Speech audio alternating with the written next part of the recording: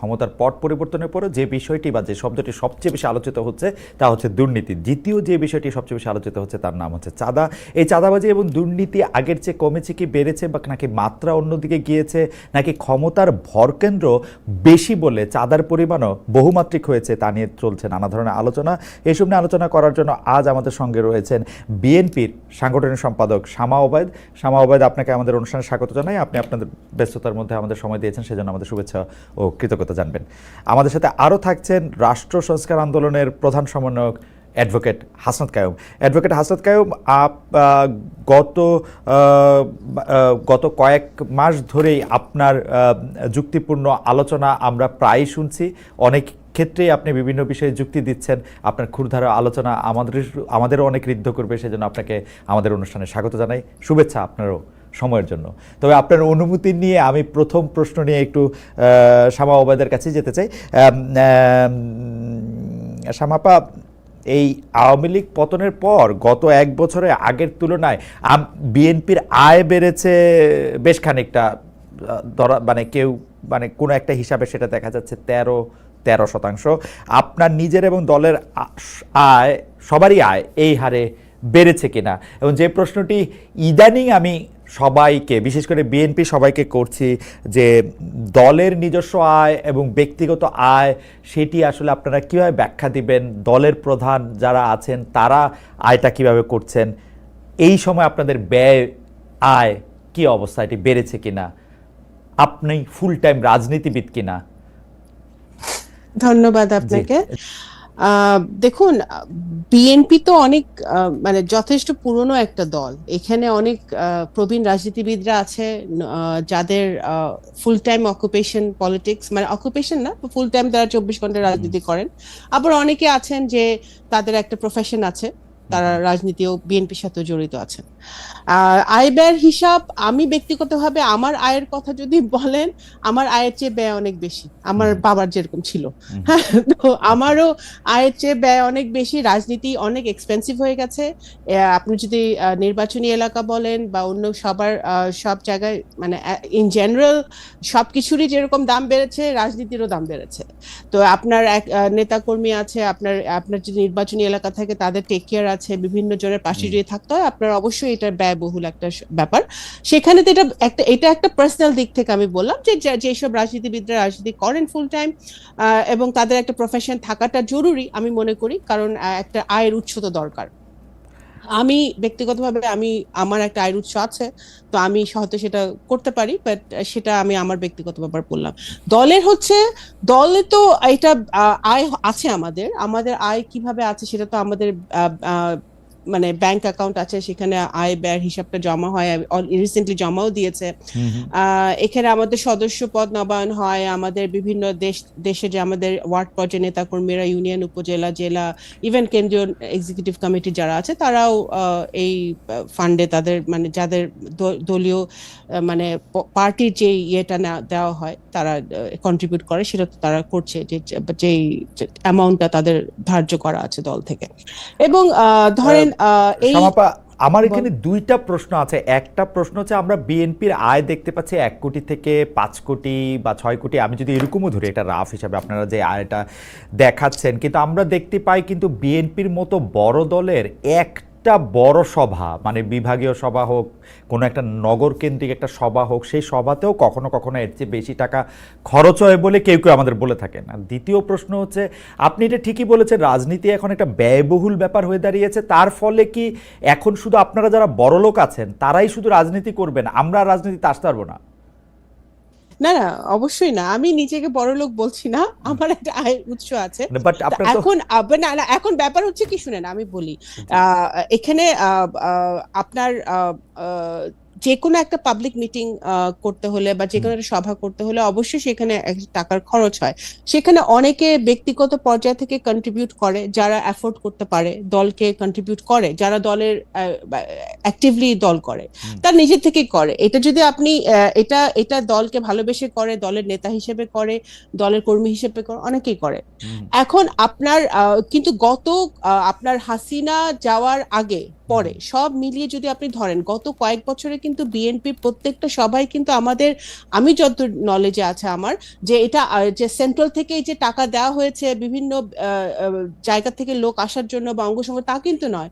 অনেকে কিন্তু নিজের পকেটের পয়সা খরচ করেও তখন এসেছে, আমি জানি সেটা ব্যক্তিগতভাবে। হ্যাঁ, আমার বিভাগে আমি বলতে পারি যারা অনেকে এসছে, কিন্তু সেটা দলকে ভালোবেসে এসছে, একটা আন্দোলন চলছে সেই জন্য এসছে, এবং সেই স্পিরিট নিয়ে কিন্তু অনেকে এসছে ওকে, এবং নিজের বাগাইটের পয়সা খরচ সেটা করেছে। ঠিক, কিন্তু যখন আপনারা ক্ষমতায় যাওয়ার কাছাকাছি বা ক্ষমতা যাওয়ার দৌড়ে আছেন তখন কিন্তু একটু ম্যাট্রিক্সটা চেঞ্জ হয়। যারা নিজের থেকে আসে তারা একটা সুদূর প্রসারী চিন্তা ভাবনা নিয়েই আসে। যেমন আমি যদি এখন আমার বন্ধুকে চিন্তা করি যে আসলে এখন বিএনপি সভায় যাইতে চাবে, আপনাকে অনেকগুলি টাকা দিয়েই যাইতে চাবে আপনার পাশে শুধু বসার জন্য, তার একটা স্বার্থ থাকবে। সেই জায়গা থেকে আমি এটা বলতেছি যে মানে আপনারা এটা স্বচ্ছ ওই রাজনীতি দেখেন, ওই রাজনীতি থেকে তো আমরা বেরোয় আসতে চাই। দল, আমি মনে করি ওই ধরনের পলিটিক্স আসতে তো চান, মানে আমি মনে করি, দেখেন দলে এখন যাদের, এই দল যে হার্ডলাইনে গত 1 বছর ধরে আছে হাসিনা পালিয়ে যাওয়ার পরে, যেমন ধরেন যেখানে যেটা র্যান্ডম শুনছে বহিষ্কার করা হচ্ছে, ব্যবস্থা নেওয়া হচ্ছে। যারা দলে পুরনো আছে তাদেরকে, দেশে বিদেশে যারাই অনেকদিন ধরে কাজ করছে তাদেরকে মূল্যায়ন করার চেষ্টা করা হচ্ছে। তা আমি তো মনে করি যে নতুন কাউকে তো আমি আশেপাশে এখন পর্যন্ত দেখছি না। যারা পুরনো এতদিন ধরে 17 বছর ধরে সংগ্রাম করছে তারাই আমি দেখছি। নমিনেশনের সময় আপনি বহু নতুন মুখ দেখবেন, সেটা সব বড় দলই দেখা যায়, তারা নমিনেশন চাইতে আসে। কিন্তু এটা দলের উপর ডিপেন্ড করে যে দল, যে কর্মী বা যে নেতাটা দলের পিছনে শ্রম দিচ্ছে বা কাজ করছে তাকে নমিনেশন দিবে না একজন নতুন কাউকে দিবে। তো সেটা আমার ব্যক্তিগত মতামত হচ্ছে যে দল এখন ইটস অ্যাবাউট টাইম যে এই শিফটটা হোক। শ্যামাপা, এই পর্যায়ে এটা আমার শেষ প্রশ্ন, মানে রাজনীতি তো আর পেশা হইতে পারে না। মানে ধরেন আমি যদি এখন একটা দলের রাজনীতি করি, ওকে আমাকে বেতন দিবে, টাকা দিবে, মানে টাকাটা আমি কই পাবো? ধরেন আমি এখন সাংবাদিকতা করে কিছু টাকা পাই, আমি এখন পলিটিক্স করতে গেলাম, আমি এটা বুঝতে চাইতেছি যে এই পলিটিক্স করতে গেলাম, ধরেন বিএনপি করতে গেলাম, ধরেন হাসান ভাইয়ের দলই করতে গেলাম, ওইটা থেকে আমি টাকা পাবো? মানে এটার হিসাবটা কি? বিদেশে শুনেন, বিদেশে কিন্তু অনেক পলিটিক্যাল পার্টি আছে, বিভিন্ন দেশে they get paid for it, তাই না? তারা একটা পায়। বাংলাদেশে তো বিএনপি বা আওয়ামী লীগ বা এই জামাত, আমি জানি না পায় নাকি, এরকম কোন দল, কিন্তু কোন দল থেকে কোনো টাকা পয়সা আমরা দেওয়া হয় না। কমিউনিস্ট পার্টি পায়, ভালো কথা, দেয়ার লাকি, তারা পায়। কিন্তু বিএনপির মতো এত বড় দলে একটা দল মেনটেন করা, সেখানে তো এখানে দল থেকে তো এরকম কিছু হয় না। বাট আমি মনে করি পলিটিক্স কখনো পেশা হতে পারে না। পলিটিক্স অফকোর্স আমরা প্যাশন থেকে করি। এই লোকটা চলবে কি করে? এই লোকটা ঘরের মানে বউ বাচ্চারা খাওয়াবে কি করে?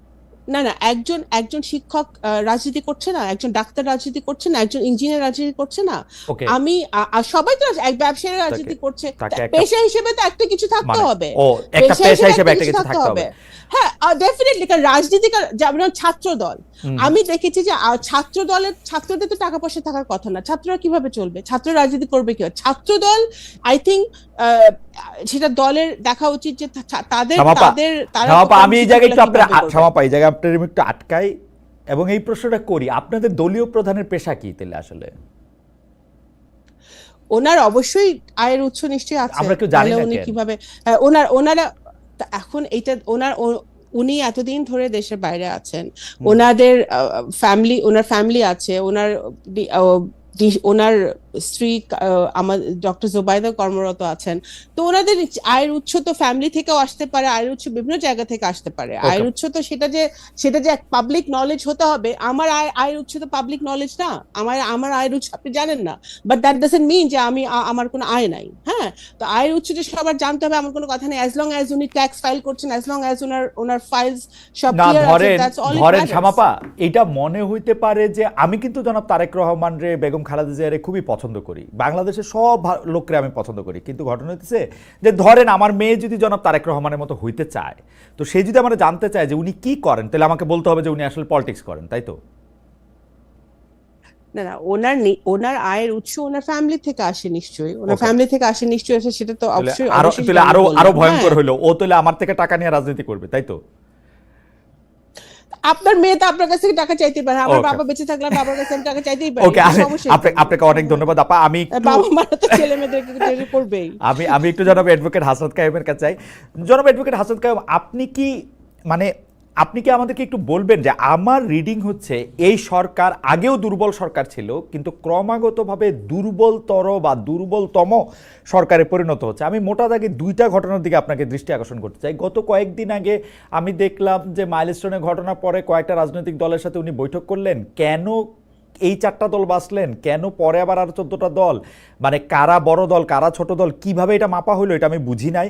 এইটা একটা দুর্বলতার লক্ষণ মনে হয়েছে। আবার একটা দুর্বলতার লক্ষণ মনে হয়েছে, ওইখানে অংশগ্রহণকারী একটা রাজনৈতিক দলের নেতা বাইরে এসে বলল যে ইউনূস সাহেব 4-5 দিন পরে ঘোষণা দিবেন যে আসলে ইলেকশন কবে হবে। পরে আবার আমরা এটার কিছুই শুনলাম না। আমরা ইউনূস সাহেব সম্পর্কে এরকম কথা আরও শুনছিলাম, এনসিপি বলছিল যে ইউনূস সাহেব পদত্যাগ করতে চান। তো আরও দুর্বল আমার কাছে মনে হইতেছে, আপনি দেখবেন যে এই সরকারের একজন উপদেষ্টা যেন মাহফুজ আলম, তিনি মানে এই যে এনসিপির বা এনসিপি ঘনিষ্ঠ বা আগে এনসিপি ছিল এখন বৈষম্য কি জানি আমি জানি না এত কিছু, ওরা এখন চাঁদার কথা বলা হওয়াতে তিনি একটি ফেসবুকে স্ট্যাটাস দিয়েছিলেন বাংলাদেশের মধ্যরাতে। সেইখানে তিনি একটা কথা বলছিলেন, সেটা হচ্ছে নতুন একটি দলের মহারথীরা, এবং ইঙ্গিত করেছিলেন তিনি টাকা পয়সা সহ এটি সার্কেল মেনটেন করতেছেন, এটা দুর্নীতির একটা চক্র মেনটেন করতেছেন। পরে তিনি এটা আবার চেঞ্জ করছেন। এখন এরা আসলে কারা, মানে এই এই এই জিনিসগুলি কোথা থেকে হইতেছে? মানে সরকারের কি আপনি মিনিমাম কোনো কন্ট্রোল দেখেন কিনা? আমি অন্য কোনো কিছুর দিকে যাইতে চাই না, আমি শুধু আমার টাকা পয়সার হিসাবটা চাই। এইখানে নিউ ইয়র্কে এখন সবচেয়ে বড় খবর বলা হইতেছে, সরকারের একজন উপদেষ্টা যিনি জাতীয় নিরাপত্তা উপদেষ্টা তিনি এই দেশে আসছেন, তিনি ওই যে টেরিফটা যাতে একটু কমান ট্রাম্প সাহেব দয়া করে, এই জন্য উনি বোয়িং কিনবেন, অন্য জিনিস অনেক বেশি টাকা দিয়ে কিনবেন, এবং এর কোনো কিছু আমাদেরকে কিছু বলবেন না। হাসান কাইম ভাই, আপনার কিন্তু জুলাই আগস্ট এই 1 বছরের হিসাব না, আপনি গত 10 বছর ধরে লেখালেখি করতেছেন, বলতেছেন। এই জিনিসের জন্য কি আসলে আমার একটু আপনি যদি আমার একটু বুঝায় দেন যে মানে এই অর্থনৈতিক দিক দিয়ে আসলে কি হইতেছে, এবং ডক্টর ইউনূস সাহেব কি নিজে দুর্নীতিগ্রস্ত এই জন্য দুর্নীতিকে এরকম লাই দিতেছেন? উনি নিজের নামে কি ওয়ালেট নিচ্ছেন, উনি কি ম্যান পাওয়ারের ব্যবসা করতেছেন, নিজের কর মওকুফ করতেছেন। আমরা যারা ডক্টর ইউনূসের নিয়ে বড় বড় কথা বলছি এবং বিদেশে, তাদেরও লজ্জা আসলে নাক কান কাটা যাচ্ছে। এটা উনি বুঝতে পারতেছেন কিনা, জনাব হাসনাত কাইম? জি, আপনার তো অনেকগুলো প্রশ্ন একসাথে, একটা করে একটু বলি। জি। প্রথমত দুর্বলতা তো হচ্ছে, আসলে দুর্বলতা সবলতা খুব বেশি ধরেন খারাপ ব্যাপার না, হইতে পারে যে আপনি দুর্বল অথবা আপনি আসলে সবল, কিন্তু বিষয়টা এর চাইতে খারাপ। এই সরকার দুর্বল সরকার তো আমরা চাই আসলে করতে। দুর্বল সরকার হইলে ধরেন জনগণের একটু সুবিধা হয়। সরকার খুব সবল তাইলে আসলে সে জনগণের উপর খুব চড়াও হয়, এইভাবেও দেখা যায়। মানে আমাদের তো কখনো দুর্বল সরকার দেখে অভ্যাস নেই। একবার এরশাদের সময় আপনার মনে থাকার কথা, এরশাদকে আমরা একটু দুর্বল সরকার পাইছিলাম, কারণ সবাই তার বিরুদ্ধে ছিল, আর তার একটা বড় পার্টি টাটি ছিল না ওইরকম, তাকে দাঁড়াইতে হইতো পুলিশ টুলিশ নিয়ে। যতই হোক তাকে আমরা স্বৈরাচারী এরশাদ কিংবা সামরিক বাহিনীর এসব বলতাম টলতাম, কিন্তু তারপরেও তখনকার সময় মানুষ এক ধরনের একটা ডেমোক্রেটিক রাইট এনজয় করত। এইটা হইলে ধরেন একরকম, কিন্তু আমাদের এখনকার সরকারের যদি ধরেন এই যে উদাহরণগুলি আপনি দিলেন এগুলি কিংবা আরো অন্যান্য উদাহরণ মিলায় যদি আপনি দেখেন, তাইলে দেখবেন যে আসলে আমি যেটা অনেক সময় বলছি যে এই সরকার অদক্ষ এবং তার কোনো ভিশন নাই, কোনো হোমওয়ার্ক নাই, সে কোনো প্রায়োরিটি সেট করে না এখন পর্যন্ত। 1 বছর গেছে, আমি যতবার এই সরকারের সাথে দেখা করছি প্রথম থেকে তাকে আমরা শুধু বলার চেষ্টা করছি যে আপনি প্রায়োরিটিটা সেট করছেন কিনা, কি কি আপনি এই মুহূর্তে করতে পারেন এবং কি কি করতে চান সেটা আপনারা ঠিক করছেন কিনা, এবং সেইভাবে অ্যাক্ট করতে পারতেছেন কিনা। এরা সবসময় আমাদের আশ্বস্ত করছে যে ওদের প্রায়োরিটি সেট করা আছে, কিন্তু কার্যক্রম যখন পরিচালিত হয় তখন দেখা যায় যে আসলে কোনো প্রায়োরিটি নাই। প্রায়োরিটি যেটা আপনি বললেন যে এই যে এখন লোন ডিসক্লোজার একটা এগ্রিমেন্ট হইলো, সেটা কেন মানে এরকম একটা পরিস্থিতির মধ্যে এই সরকার সে যে গেল, এটা ধরেন এর আগে 53 বছরের সমস্ত সরকারের আমরা সমালোচনা করি, কিন্তু কারো এরকম নন ডিসক্লোজার ট্রিটিতে যাওয়ার মতো ঘটনা ঘটে নাই কারো আমলে। যদিও ধরেন একটা তাজউদ্দিন সাহেবের নামে কিংবা শেখ মুজিবের নামে ভারতের সাথে এরকম একটা গোপন চুক্তির গল্প বলা হয়, হুম তো যেটার কোনো ধরনের আসলে কোনো ভিত্তি নাই, যেটা এখন যেটার ধরেন ভিত্তিটা আমরা সবাই জানি। এবং একজন এটা ডিসক্লোজ করার জন্য তার বিরুদ্ধে ধরেন সিক্রেসি অ্যাক্টে মামলা পর্যন্ত হয়েছে। তার মানে এটা হচ্ছে পরিষ্কার যে আপনি নন ডিসক্লোজার এগ্রিমেন্টের মধ্যে আপনি ঢুকছেন। হুম টেরিফের ব্যাপারটা তো সারা দুনিয়া জুড়ে আসলে বসে, আরে ট্রাম্পের যে পলিটিক্স, সেই পলিটিক্সের মধ্যে আমরা তার পলিটিক্সের একটা শিকার হয়েছি। সেটাকে কিভাবে মোকাবেলা করা যায় তো এটা হয়তো জানা, আমরা এখনই ধরেন এরকম বলতে পারবো না যে এই হইলে হইতে পারতো। কিন্তু আমাদের দেশের ব্যবসায়ীরা খুব ক্যাটাগরিক্যালি অভিযোগ করছে যে তারা মানে এই অবস্থাটার মধ্যে আলোচনার মধ্যে যুক্ত হইতে চাইছে প্রতিনিধি হিসাবে, তারা লবিস্ট নিয়োগ করতে চাইছে, কিন্তু তাদেরকে আসলে এন্ট্রান্স দেওয়া হয়নি। তাদেরকে আসলে কোনোভাবেই এই চুক্তি নিয়ে আলাপ আলোচনা করার জায়গায় তাদের কোনো প্রতিনিধিত্ব তারা আসলে পায় নাই। রাইট। তো সেইটা হচ্ছে ধরেন ভয়াবহ, যে এটা আপনি না দিয়ে পারেন। যদি আমি দেখি যে আপনি দেশের স্বার্থে একটা কাজ করে আসছেন, যেখানে আমি আপনাকে সহায়তা করতে চাইছিলাম, আপনার সহায়তার প্রয়োজন হয়নি, বরং আপনি ভালোভাবে শেষ করে আসছেন। কিন্তু আমি যদি দেখি যে আপনি আমাদের একমাত্র একটা ধরেন শিল্প সেক্টর, সেটা একটা বিপজ্জনক জায়গায় পৌঁছে গেছে, যারা এটার আসলে স্টেক, যারা রিয়েলি এখানে সবচেয়ে ক্ষতিগ্রস্ত হবে, তারা যখন এটার মধ্যে অংশ নিতে যাচ্ছে, তখন আপনি তাদেরকে আসলে দিচ্ছেন না। কিন্তু পরে যে জিনিসগুলির মধ্যে আপনি তাদেরকে ঢুকাইতে চাইতেছেন, এখন এটা হচ্ছে অনেক পেছন থেকে। এবং এইটাকে যদি কেউ পরবর্তীতে, আপনি যেটাকে বলুন, এটা একদিকে খুব পজিটিভলি বললে আপনি এটাকে দুর্বলতা বলতে পারেন, কিন্তু কেউ যদি খারাপ ভাবে এটাকে আসলে দেশের বিরুদ্ধে একটা অপকর্ম হিসেবে চিহ্নিত করে, তাহলে সেইটার রিপ্লাই আসলে গভর্নমেন্ট কি দিবে? না, গভর্নমেন্ট হাসান কাবে এইটা একটা খুব ইন্টারেস্টিং, গভর্নমেন্ট তো কোনো কিছু রিপ্লাই দেয় না। গভর্নমেন্ট তো অন্যের ঘাড়ে আমরা দোষ এটাই চাপায়। বলছিলাম, আমরা গভর্নমেন্ট হচ্ছে আপনার ঘাড়ে দোষ চাপায়, বিএনপির ঘাড়ে দোষ চাপায়, এবং গভর্নমেন্ট নিজেরে দেখায় যে তারা খুব সাধু সন্ত, অথচ সবগুলি কাজ করে যেগুলি আমরা হাসিনা করলে, বেগম জিয়া করলে আমরা খুবই এটা রিয়েক্ট করতাম। হ্যাঁ, ন্যাচারালি আমরা এটা বলছিলাম। আমরা ধরেন একদম 8 তারিখ ওনারা সরকার করলো, আমরা 11 তারিখে ওনাদের কাছে কতগুলো একটা আমাদের যে হোমওয়ার্কটা ছিল সংস্কারের ব্যাপারে, কিংবা এরকম একটা সিচুয়েশন হলে কি হইতে পারে, সেইটা নিয়ে আমরা তাদেরকে আমাদের একটা লিখিত প্রস্তাব দিয়েছিলাম। সেইখানে আমরা তাদের কাছে একটা জিনিস চাইছিলাম, যে আপনারা একটা গভর্নমেন্ট যারা বাংলাদেশে আসছেন আমাদের সৌভাগ্যক্রমে, আপনারা যদি এখানে একটা ট্রান্সপারেন্ট গভর্নমেন্টের এক্সাম্পলটা সেট করেন, থাকে না কতগুলো জিনিস আপনি সেট করে গেলেন, পরের জন্য আসলে এটা একটা মানে এটাকে ভাঙা খুব কঠিন হয়ে পড়ে।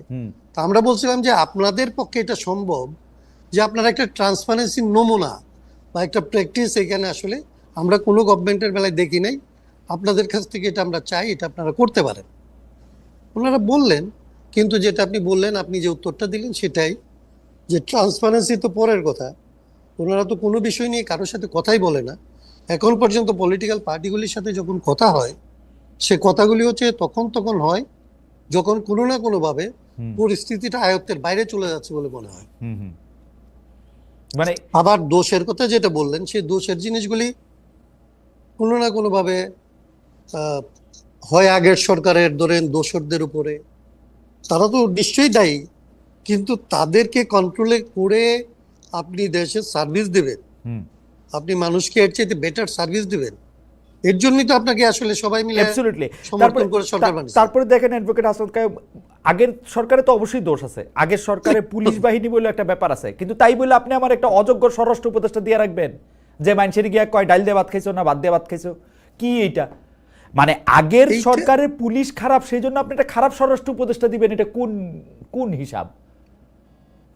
মানে আপনি যদি ওনাদের যদি কোনো মূল্যায়ন করার থাকতো, তাহলে তো আমি জানি না, ওনারা তো এনজিও হইলেও চালাইছে, ওনাদের অনেকেই এনজিও চালাইছে, তো এনজিওরও তো ধরেন একটা অডিট রিপোর্ট হইলেও জমা দিতে হয়, তাদের একটা রিভিউ করতে হয়। এরা 1 বছরের রিভিউ করলে এদের কারো কোনো পদে থাকার নিজেদের কোনো নৈতিক ভিত্তি তারা তারা নিজেরা খুঁজে পায় কিনা আমি তো জানি না। কিন্তু আমি যতদূর এনজিওকে জানি, এনজিও তো হচ্ছে প্রজেক্টটাকে যদি যত লম্বা করতে পারে তত তো তাদের ভালো, মানে ফেইলিওর তো এখানে এক ধরনের সাকসেস। উনারা তো না সেটাই মানিক বন্দ্যোপাধ্যায়ের পাঁচির মতো, উনারা তো ঘাটা বাঁচায় রাখতে চান, ঘাট কারণ ঘাট সেটা হারলে ঠিক তো- আছে, কিন্তু সেটা আমি আপনার ওই জায়গাটায় যাচ্ছি না, ওইটা আরেকটা ফিলোসফিক্যাল ডিবেট। জি। আমি বলছি যদি এটাও করতে হয়, হুম হুম আপনার যদি পাঁচির মতো ঘাটাকে আপনি লম্বা করতেও চান, হুম হুম হুম। তাইলেও তো আপনাকে ডোনারদেরকে স্যাটিসফাই করতে হয় যে বাইরে এই টাকাটা এইভাবে আনছিলাম, এইভাবে খরচ করছি, এই কারণে আরো লাগবে। অ্যাডভোকেট হাসান কায়েম, আমি সেইটুকু দক্ষতা কি সরকার দেখাইতে না পারছে? সেইটুকু দক্ষতা মানে তো নাই। মানুষকে যে বলবে যে আমি 12 মাস আছি, আমাকে এই কাজগুলো আমি 12 মাসে করছি, এই কাজগুলি আমার আসলে চলতেছে, এইটা শেষ হওয়ার জন্য আমার এতদিন সময় লাগতে পারে, আমাকে এই সময়টুকু আসলে অ্যালাউ করো, এবং সবাই মিলে আমাকে আসলে এই কাজটা করতে সহায়তা করো। এইটা বলার তো কোনো, ওনারা তো এটা বলছেন না। না বলছেন না, এবং আমরা বলা তো ওনাদেরকে 18 মাসের একটা প্রজেক্ট দিছিলাম, মানে আমরা এরকম একটা ধরেন, মানে আমি বললাম না যে 11 তারিখে আমরা ওনাদেরকে 18 মাসের মধ্যে এই সংস্কার, নির্বাচন, সমস্ত কাজটা সম্পন্ন করা যায়, এবং এই লেভেলে না, আমরা বলছিলাম যে এটা ব্যাপক অর্থেই করা যায়। মানে ওনারা তো এখন কেবলমাত্র পলিটিক্যাল পার্টিগুলির সাথে কথা বলতেছে, হুম, আমরা তো চাইছিলাম যে এটা পলিটিক্যাল পার্টির সাথে কথা বলবে, নন পার্টি পিপলদের সাথে কথা বলবে, নন পার্টি অর্গানাইজেশনগুলির সাথে কথা বলবে, অন্যান্য স্টেক হোল্ডারদের সাথে কথা বলবে, অন্যান্য জাতিগোষ্ঠীর সাথে কথা বলবে, বিভিন্ন সংখ্যালঘু সম্প্রদায়ের সাথে কথা বলবে, ঢাকার বাইরে কথা বলবে, ঢাকার বাইরের মানুষের সাথে বলবে, রাইট। এবং এটা পুরোটা সম্ভব। এটার জন্য তো আসলে এটা কেন হইল না, এটা তো কোনো ব্যাখ্যা তারা আমাদের দেয় না। এবং আমরা তো এই 11 তারিখে আমরা আবার এটাকে ডিসক্লোজ করব যে গত বছরের 11 তারিখে আমরা কি দিছিলাম। ওকে, হাসান কায়েম ভাই, আমরা যেহেতু অনেকগুলি বিষয় নিয়ে কথা বলতে হয়, আপনি চট করে এই প্রসঙ্গে একটু কথা বলবেন কিনা? আমাদের একজন দর্শক অনিক ঘোষ, উনি বলছেন যে ভাই আপনারা অনেকগুলি বিষয় নিয়ে কথা বলেন, প্রতিবাদ করেন, কিন্তু রংপুরের হিন্দু পরিবার, আমাকে বলছেন যে রংপুরের হিন্দু পরিবারগুলির উপরে হামলার বিষয়ে আপনি কিছু বললেন না।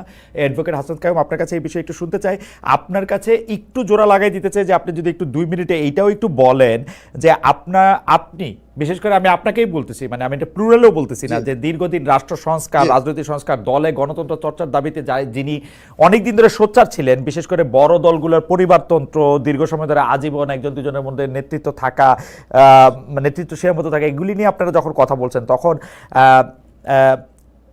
ধর্মভিত্তিক দলগুলোর ক্ষেত্রে আপনারা সেভাবে তাকান না, এইটা কি আপনাদের একটা বা সেভাবে সমালোচনা করেন না, এইটা কি আপনাদের একটা পপুলিস্ট মুভ কিনা? হাসান কায়েম ভাই, এটা যদি একটু বলেন, রংপুরের ব্যাপারটাও যদি একটু বলেন, আপনি এটা পরেও আবার বলতে পারেন, আমরা সামাপাত থেকেও একটু কথা শুনে আসতে পারি, বা আপনি একটু আপনার শুরুও ইচ্ছা, করতে আমি পারেন। তাহলে ধরেন আমি ওই যে প্রথমত জি, এইটা একটু বলে দেন। ব্যাপারটা আমি জি বলি। জি রংপুরের হিন্দুদের ব্যাপারে আমরা একেবারেই ধরেন আমাদের বিবৃতিটা একটু দেরিতে গেছে। মানে আমি আপনাকে বলি যে আমি আপনার এখানেও আজকেও অ্যাটেন্ড করতে চাই নাই, হুম আমার হচ্ছে জ্বর। এখন এটা আমার ব্যক্তিগত ব্যাপার বলতেছেন তো, এই জন্য বলতেছি, দলের জায়গাটা এইভাবে ব্যাখ্যা করা যাবে না। হুম তো আমার নিজের অসুস্থতা এবং ইয়ের কারণে কিছু পরিমাণে আমাদের দলীয় কার্যক্রমেও ধরেন একরকমের সংকট হয়। মানে আমাদের দুইজনকে একদম ধরেন কমিশনে বসে থাকতে হয় সারাদিন। হুম আমি মোটামুটি মাঠের কাজ এবং এগুলি দেখতাম, সেই জায়গাটার মধ্যে আমি গত 3-4 দিন একদম, আজকেই প্রথম আমি আপনার সাথে কথা বলতেছি এবং বের হয়েছি। ওকে, তার মানে আমার জ্বর, কাশি এরকম জায়গাটা ছিল। কিন্তু আমরা আজকে আপনি দেখবেন যে আমি নিজে এটার ব্যাপারে বলছি, আমাদের দল থেকে বিবৃতি গেছে, এবং এইসব ব্যাপারে আমাদের কোনো ধরনের হেজিটেশনের কোনো জায়গা নাই। বাংলাদেশে ধরেন আমরা এই হিন্দু কিংবা আসলে দলিত এদের সাথে যে সংবিধান সংস্কার নিয়েও কোনো কথা হয় নাই, এটা নিয়ে আমরা আলাদা আলাদা অনেকগুলো আলোচনা করছি।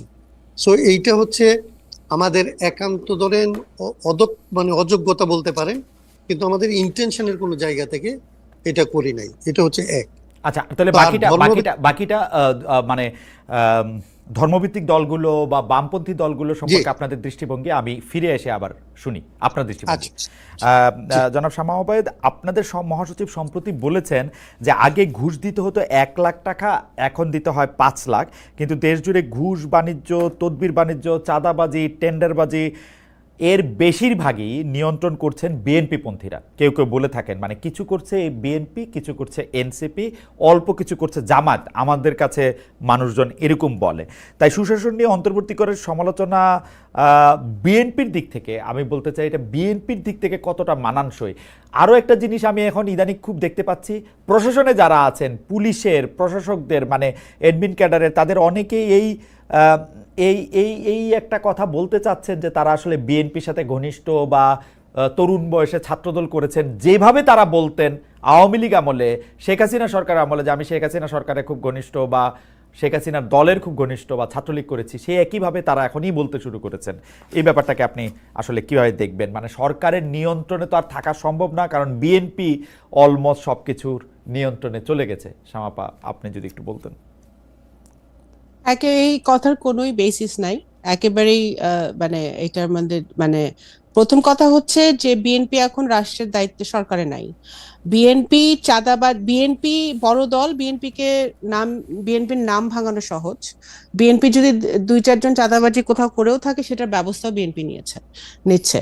এবং আপনার যেভাবে আপনার এই সরকার, যেই আপনারা এতক্ষণ আলাপ করছিলেন না যে এই সরকার দুর্বল, এই সরকার সবল, তো এই সরকারের দুর্বলতা হচ্ছে যে এই সরকার প্রথমে প্রফেসর ইউনূস এসেছেন ক্ষমতায়, উনি বলেছেন যে উনি ছাত্রদের ডাকে সাড়া দিয়ে এসছেন বা ছাত্ররা ওনাকে বসিয়েছে। তো এনসিপি যদি আমরা ধরেই নিই, একটা পারসেপশন ক্রিয়েট হয়েছে যে এনসিপি এই সরকারের একটা এক্সটেনশন। আর এনসিপি এবং সমন্বয়ক শব্দটা আবার না কোন দিন আমরা দেখবো যে সমন্বয়ক শব্দটা একটা গালিতে পরিণত হয়েছে বাংলাদেশে, বাংলা শব্দটা। কারণ সমন্বয়ক নামে যে পরিমাণে চাঁদাবাজি হচ্ছে এবং যে পরিমাণে বিভিন্ন জায়গায় টাকা নেওয়া হচ্ছে, এবং আমি ব্যক্তিগতভাবে অনেক ইনসিডেন্ট জানি যেটা আমি এখানে বলতে পারবো না আপনার শোতে, যে আপনার সমন্বয়ক নামে বিভিন্ন জায়গায় ইভেন আওয়ামী লীগের লোকজনের কাছ থেকে চাঁদা নেওয়া হচ্ছে, যারা সবাই তো পালায় নাই, অনেকে তো এখন আছে দেশে, নেওয়া হচ্ছে। তো এখন কথা হচ্ছে যে বিএনপির নামটা ব্যবহার করা সহজ, এই জন্য মানুষ বিএনপির নামটা ব্যবহার করছে। এবং জামাত করে বা জামাতের ব্যাকগ্রাউন্ড আছে এরকম বহু লোক অ্যাডমিন ক্যাডারে এখন আছে। আপনার এনসিপির যত এবং সমন্বয়করা যত বেশি সচিবালয়ে ঘোরাফেরা করে, তার 0.5% বিএনপি লোকজন যায় না। এখন এটা কারণ হচ্ছে যে সমন্বয়কদের তো ঘোরাফেরা করতে হয়, বিএনপি লোকেরা তো টেলিফোন উঠায় কইলি সমস্যা সমাধান। না, আপনি বুঝতে পারছেন আমি কি বলছি। তারা ইটস ইজি ফর দেম, তাদের অ্যাক্সেসটা অনেক বেশি। তারা মনে করে, বরঞ্চ এনসিপি আলারা মনে করে, তারা যেখানে প্রোগ্রাম করতে যায় সেখানে আমি দেখলাম টাঙ্গাইলে না কোথায় যাবে এনসিপি তাদের পদযাত্রা করতে না 1000-এর বেশি পুলিশ ওখানে দিছে। তো এখন ব্যাপার হচ্ছে যে ওখানে তারা তো প্রোটোকল পাচ্ছে, তারা আর্মি প্রোটোকল পাচ্ছে, তারা পুলিশ প্রোটোকল পাচ্ছে, তারা র্যাবের প্রোটোকল পাচ্ছে, তাদের প্রশাসনের প্রোটোকল পাচ্ছে। তারা সরকার তো তাদের সাথে তাদের একটা তাদেরকে সব রকম সহযোগিতা করছে। তো আপনারা কিভাবে বলেন যে বিএনপি চাঁদাবাজি করছে? বিএনপি যে চাঁদাবাজি করেও থাকে তাহলে তো সেটা ব্যবস্থা নেওয়া হচ্ছে। আমি দুইটা জায়গায় বলি। প্রথম কথা হচ্ছে এনসিপি বিএনপি আর্মির প্রোটোকল পাচ্ছে কিনা এটা আমি জানি না। এনসিপি যখন বিপদে পড়েছিল তাকে আর্মি প্রোটোকল পাচ্ছে মানে তাকে আর্মি সহযোগিতা করতে এসছে। আর বিএনপির চাঁদাবাজির কথা যদি আমি বলি, আমি আসলে প্রায়ই আমি শুনি, কিন্তু ভিডিওতে দেখি, অডিওতে শুনি, যেগুলি মানে বিএনপি ছাত্রদল যুবদল চাঁদাবাজি তদবির টেন্ডারবাজি করছে, 17 বছর ধরে না খেয়ে থাকার হুমকি দিচ্ছে। আপনিও যদি আমি জানি যে আপনি কিন্তু আপনার নির্বাচনী এলাকায় আপনি সবসময় যান, আপনি গেলে নিশ্চয় আপনিও শুনেন, আমাকে বললেন না, কিন্তু কিন্তু কিন্তু ঘটনা তো বিএনপির একজন, মানে এটা তো আপনার চেয়ে বেশি আসলে কে জানে? আমি বলি আপনাকে, যেসব ভিডিও অডিওগুলো আমরা দেখি, এটা আপনারা বিশ্বাস করবেন না শুনলে, যখন একটা পেপারে একটা নিউজ আসে বা একটা ভিডিও ভাইরাল হয়, তখন কিন্তু এটা ইনভেস্টিগেশন করার আগে দল ব্যবস্থা নেয়। এবং অনেক সময় কিন্তু পরে ইনভেস্টিগেট করে দেখা যায় যে ব্যাপারটা হয়তো ওরকম না, বা ওরকম ভাবে আমাদের লোকজন ইনভলভ ছিল না, বাট ব্যবস্থা কিন্তু নেওয়া হচ্ছে। আমি অস্বীকার করছি না যে চাঁদাবাজি একেবারে হচ্ছে না বিএনপির পক্ষ থেকে, যেখানে হচ্ছে সেখানে ব্যবস্থা নেওয়া হচ্ছে, সেটা হচ্ছে আমার পয়েন্ট। আরেকটা হচ্ছে যে আপনারা এই যে সব দল মিলে এই ইসলামিক দল, জামাত, এনসিপি, এখন আওয়ামী লীগ এখন বেশি কথা কয় না, আওয়ামী লীগ তলে তলে আছে, কিন্তু যারা এখন মানে দৃশ্যমান বাংলাদেশের পলিটিক্সে, সবাই এখন বিএনপি কে দোষারোপ করে বিএনপি কে চাঁদাবাজ বানানো, বিএনপি কে চোর বানানো, বিএনপি কে ডাকাত বানানো সহজ তাদের জন্য।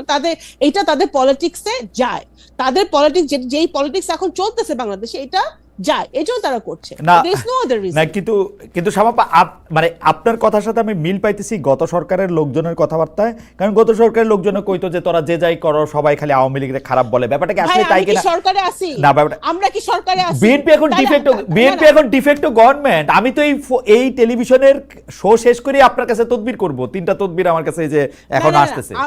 না, প্রথম কথা হচ্ছে দেখেন, আমাদের প্রশাসন আমাদের না, সরকারও আমাদের না। সরকার বরঞ্চ সরকারের বিরুদ্ধে আমাদের অনেক কমপ্লেন আছে যে সরকার এই যে এখন যে নতুন একটা ট্রেন্ড শুরু হয়েছে যে মব, হ্যাঁ, এই মব অ্যাটাক ঠেকাতে ব্যর্থ হচ্ছে বিভিন্ন জায়গায়। ল এন্ড অর্ডার সিচুয়েশন খুবই খারাপ অবস্থা।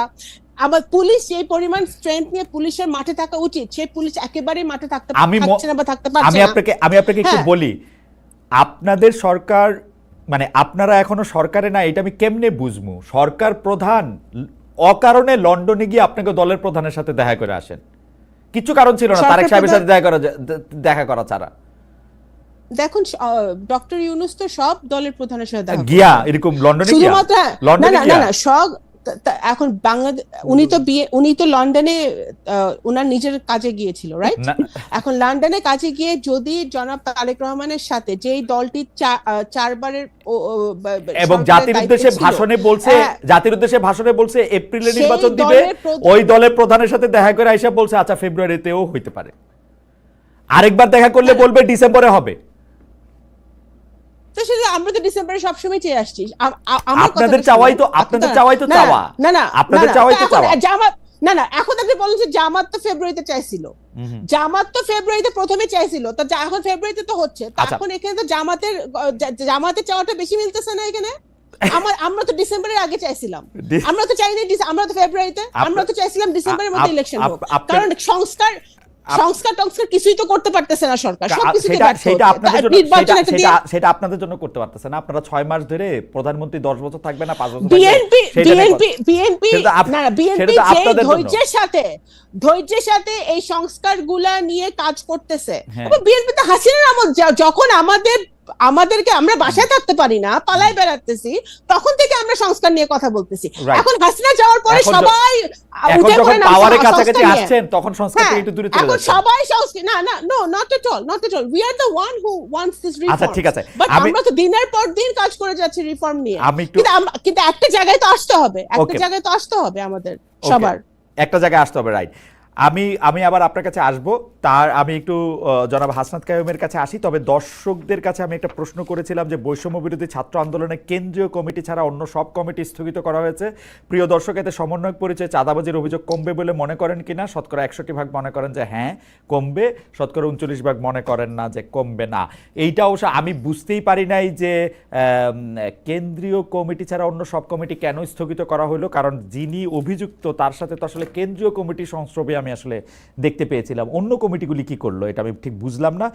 যাই হোক, জনাব হাসনাত কাইয়ুমের কাছে আসি। জনাব হাসনাত কাইয়ুম, আপনার কাছে আমার প্রশ্ন ছিল শামাপার কাছে যাওয়ার আগে, যে আপনারা কিন্তু আসলে একটা পপুলিস্ট জায়গা থেকে এইটা করেন কি না যে যারা ধর্মভিত্তিক রাজনৈতিক দল তাদেরকে আপনারা খুব বেশি প্রশ্নের সম্মুখীন করেন না, অনেক সময় বামপন্থী রাজনৈতিক দলকেও আপনারা একরকম ছাড় দেন। আপনাদের মূল আক্রমণের জায়গা থাকে হচ্ছে বিএনপি, আগে আওয়ামী লীগ ছিল, এখন মূল আক্রমণের জায়গা হচ্ছে বিএনপি, কারণ আপনি বিএনপির অনেক সমালোচনা করেন। আপনি চাইলে দুই একটা আমি আপনাকে পড়েও শোনাইতে পারি, আপনার লম্বা সাক্ষাৎকার আমি পড়তেছিলাম, আপনি যদি একটু বলতেন। না তো এটা ঠিক আছে, আপনি যদি এটাকে ধরেন যে আমাদের সম্পর্কে এক ধরনের একটা আপনার অবজারভেশন, প্রথমত আমি বলতে পারি যে এটা অনেকাংশে সঠিক। আমি এটার কারণ বলতে পারি আপনাকে যে কেন আমরা এরকম।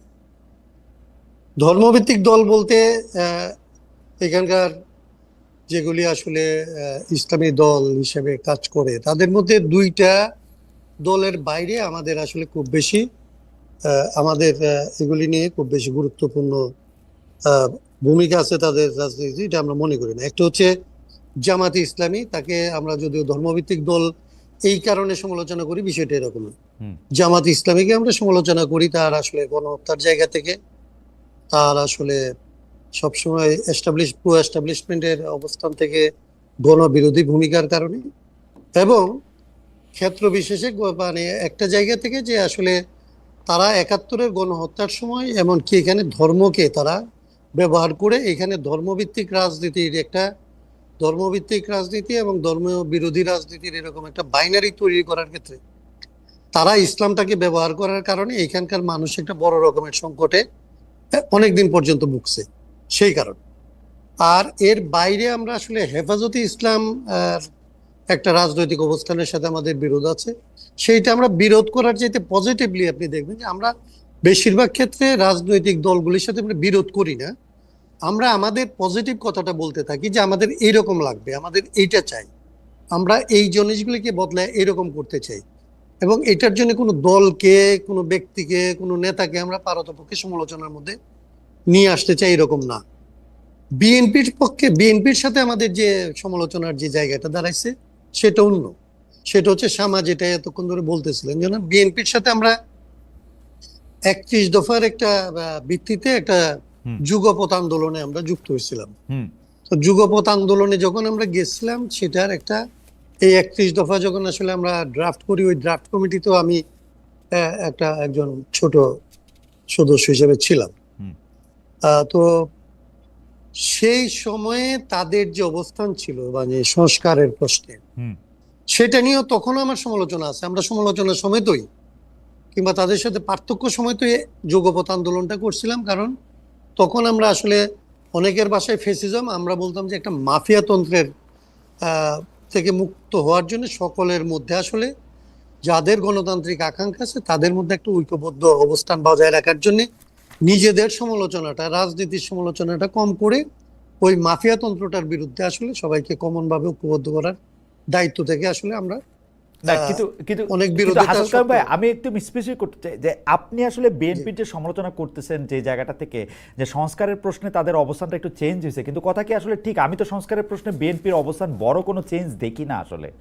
বিএনপি ৩১ দফার মধ্যে, হ্যাঁ আপনি তার অন্যতম কারিগর ছিলেন, জি আপনি তার অন্যতম, আপনি যেখানে থামাইছেন কতখানি জি ৩০ দফা নিয়ে ৫ তারিখের পরে আমরা বিএনপিকে রিভিউ করতে বলছি। আমরা বলছি ৫ তারিখের এই অভ্যুত্থানের পরে বাংলাদেশের মানুষের যে সংস্কারের আকাঙ্ক্ষা, সে আকাঙ্ক্ষাটা আগের থেকে আসলে অনেক দূর পর্যন্ত বিকশিত হয়েছে, এবং তাকে আমরা যেইখানে তাদেরকে ভাবতাম সেইখানে যদি আমরা অবস্থান করি তাইলে আমরা মানুষের থেকে আসলে পেছনে অবস্থান নেব, এবং মানুষের পেছনে অবস্থান নিলে এটা আমাদের জন্য আসলে রাজনৈতিক দল হিসেবে কিংবা আসলে রাজনৈতিক কর্মী হিসেবে আমাদের এটা উচিত হবে না। আমাদের উচিত হবে আসলে মানুষের অন্তত আকাঙ্ক্ষার সাথে থাকা, এবং সেই জায়গা থেকে আমরা ৩১ দফার রিভিউ চাচ্ছি। কিন্তু এইটা আসলে একবার জনাব তারেক রহমান সহ একটা মিটিং এ, মানে তখনও পর্যন্ত অনলাইন মিটিং এখনো যেটা হয়, তো উনি একটা মিটিং আমাদের মুলতবি করছিলেন, পরে মুলতবি মিটিংটা আর কোনোদিন হয় নাই, এবং লোকাল যে বিএনপি আছে তার সাথে আসলে আমরা এই বিষয়গুলি নিয়ে কোনো রকমের মানে যতটা লম্বা বিশ্লেষণ প্রয়োজন সেই রকমের বিশ্লেষণ করার মতো পরিবেশ আমরা পাইনি। হাসান কাইম ভাই, তাতে যেটা হয়েছে যে আমি শেষ করে ফেলি কথাটা, তাতে আমাদের অবস্থানটা আমাদের রয়ে গেছে, আমরা একটা আকাঙ্ক্ষা আমাদের বাড়ছে, ওনাদের অবস্থানটা ওনাদের জায়গায় রয়ে গেছে। না হাসান কাইম ভাই, আমাদের যে বাড়তি আকাঙ্ক্ষা, যে বাড়তি আকাঙ্ক্ষার কথা থাক, কারণ হচ্ছে যে আপনার লেখা বা আপনার চিন্তার সাথে আমি পরিচিত, দর্শকরা হয়তো, কিন্তু আপনি যেটা জন আকাঙ্ক্ষার কথা বলতেছেন, বিএনপির কোন জন আকাঙ্ক্ষাটা ফলো করা দরকার ছিল? কিছু কিছু লোকের কথা শুনলে, এনসিপির, কোনো সময় জামায়াতে ইসলামীর, কোনো সময় সরকারের কথা শুনলে মনে হয় বিএনপি জন আকাঙ্ক্ষা পূরণ করতে পারে একভাবেই, সেইটা হইলো ইলেকশনে হাইরা গিয়া। এছাড়া তো আর বিএনপির জন আকাঙ্ক্ষা জন আকাঙ্ক্ষাটা কেমনে পূরণ করবে বিএনপি? না, আপনার একটা কি হয়, মানে আপনি ধরেন হাসিনা বিরোধী একটা লড়াই আমরা করতেছিলাম, তাই না? আমরা ৬৪টা দল ধরেন একটা সময় গিয়ে যুগপৎ করছি, সেই লড়াইয়ের মধ্যে আমরা ধরেন কতগুলো বিষয় তো আমরা সবাই কমনলি অ্যাকসেপ্ট করছি। সেই কমন অ্যাকসেপ্টেন্সের জায়গাটার মধ্যে আসলে সুরটা কি? সুরটা হচ্ছে আমরা একটা ডেমোক্রেটিক সিস্টেমের মধ্যে আসতে চাই, আমাদের একটা ব্যালেন্সড গভর্নমেন্ট সিস্টেমে আসতে চাই, আমাদের যে সমস্ত ছোটখাটো দ্বন্দ্ব এগুলিকে কমায় আসলে জাতিটাকে আসলে জাতীয় স্বার্থে আসলে সবাই মিলে একটা নির্দিষ্ট সময় পর্যন্ত কাজ করতে চাই, তো এইগুলি হচ্ছে মোটা দাগে ধরেন আকাঙ্ক্ষা। যদি বলেন এটা বিএনপিরও স্বীকৃত আকাঙ্ক্ষা, আমাদেরও স্বীকৃত আকাঙ্ক্ষা, অন্যদেরও স্বীকৃত আকাঙ্ক্ষা। এখন এটার বাস্তবায়ন কিভাবে হবে সেইটা নিয়ে আপনি বলতে পারেন যে সেই জায়গায় তর্কগুলি। কিন্তু বিএনপি কি একবারও, আপনি যে কথাটা বললেন এখন এই শেষ লাইনটা, এইটার থেকে বাইরে কখনো কথা বলছে? ও তো একটা ব্যালেন্স চায়, ও তো একটা জবাবদিহি চায়, ও তো একটা স্বচ্ছতা চায়। না না, সেটাই তো মানে বিএনপি কোনটা চায় না এটা আমি বুঝতে পারতেছিলাম না। না, আমরা বলতেছি ধরেন পদ্ধতিগতভাবে, যেমন ধরেন পদ্ধতিগতভাবে আমরা যখন বলি যে এই সরকারের স্বৈরতন্ত্র কেন ছিল, এটা স্বৈরাচার কেন, কারণ সে এমনি স্বৈরাচার ছিল। সরকার স্বৈরাচার তো এই জন্য না যে তারেক জিয়া স্বৈরাচার হয়ে যায় কিংবা শেখ হাসিনা স্বৈরাচার হয়ে যায়, এটা তো না। রাইট। সরকারের মধ্যে রাষ্ট্র পরিচালনার যে পদ্ধতি, এই পদ্ধতিটা হচ্ছে এরকম যে এখানে যদি খালেদ মহিউদ্দিনকেও চালাইতে দেওয়া হয়, তাইলে এটা চালাইতে গেলে খালেদ মহিউদ্দিন আর অন্য কাউকে আসলে আর শুনতে পারবেন না। কিন্তু হাসান কাইম ভাই, আমি এটা নিয়ে, কিন্তু হাসান কাইম ভাই এটা নিয়ে আমি বিস্তারিত আমি কথা কইতে রাজি আছি। কারণ হচ্ছে যে আমি গত 8 বছরে আমি দেখছি শেখ হাসিনা যেমনি দেশ চালাইছে প্রতিটা কাজ সে সংবিধান ভায়োলেট করছে। যেমন আমাদের সংবিধান কিন্তু নির্বাচন কমিশনের ওই ক্ষমতা দেয়া আছে, প্রধানমন্ত্রী কিন্তু নির্বাচন কমিশনে কিছু কইতেই পারবে না, ওর কথা ওর শুনতে হইব। ও করছে উল্টাটা। এখন এইটা আমি সংবিধান মাইনা করতে, ওইটা যদি হাসিনার অ্যাঙ্গেল থেকে যদি আমি বলি, তাহলে তো এটা হাসিনা তো ভাঙে নাই, বাংলা তো হচ্ছে আসলে নির্বাচন কমিশন। হ্যাঁ, নির্বাচন কমিশন ভাঙছে, কিন্তু এটা সংবিধানের কোনো দোষ নাই তো এখানে। আমি সংবিধানের দোষটা ওইখানে, আপনার সাথে এই তর্কটা এখানে করতে পারবো না আমি, জি। কারণ এই সংবিধানের ইঞ্জিনিয়ারিংটা হচ্ছে ধরতে পারা খুব কঠিন।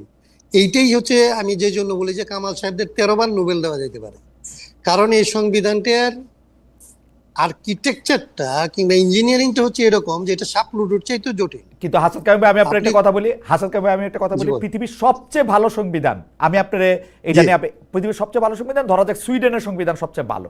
আপনি সুইডেনের সংবিধান আইনা দেন, শেখ হাসিনা আবার স্বৈরাচারী হইব। ওর সংবিধান লাগে না ও স্বৈরাচারী হইতে, সংবিধানে তো নাই। আমি আপনারে বলি যে জেসিন্দ্রার গল্পটা মনে আছে না?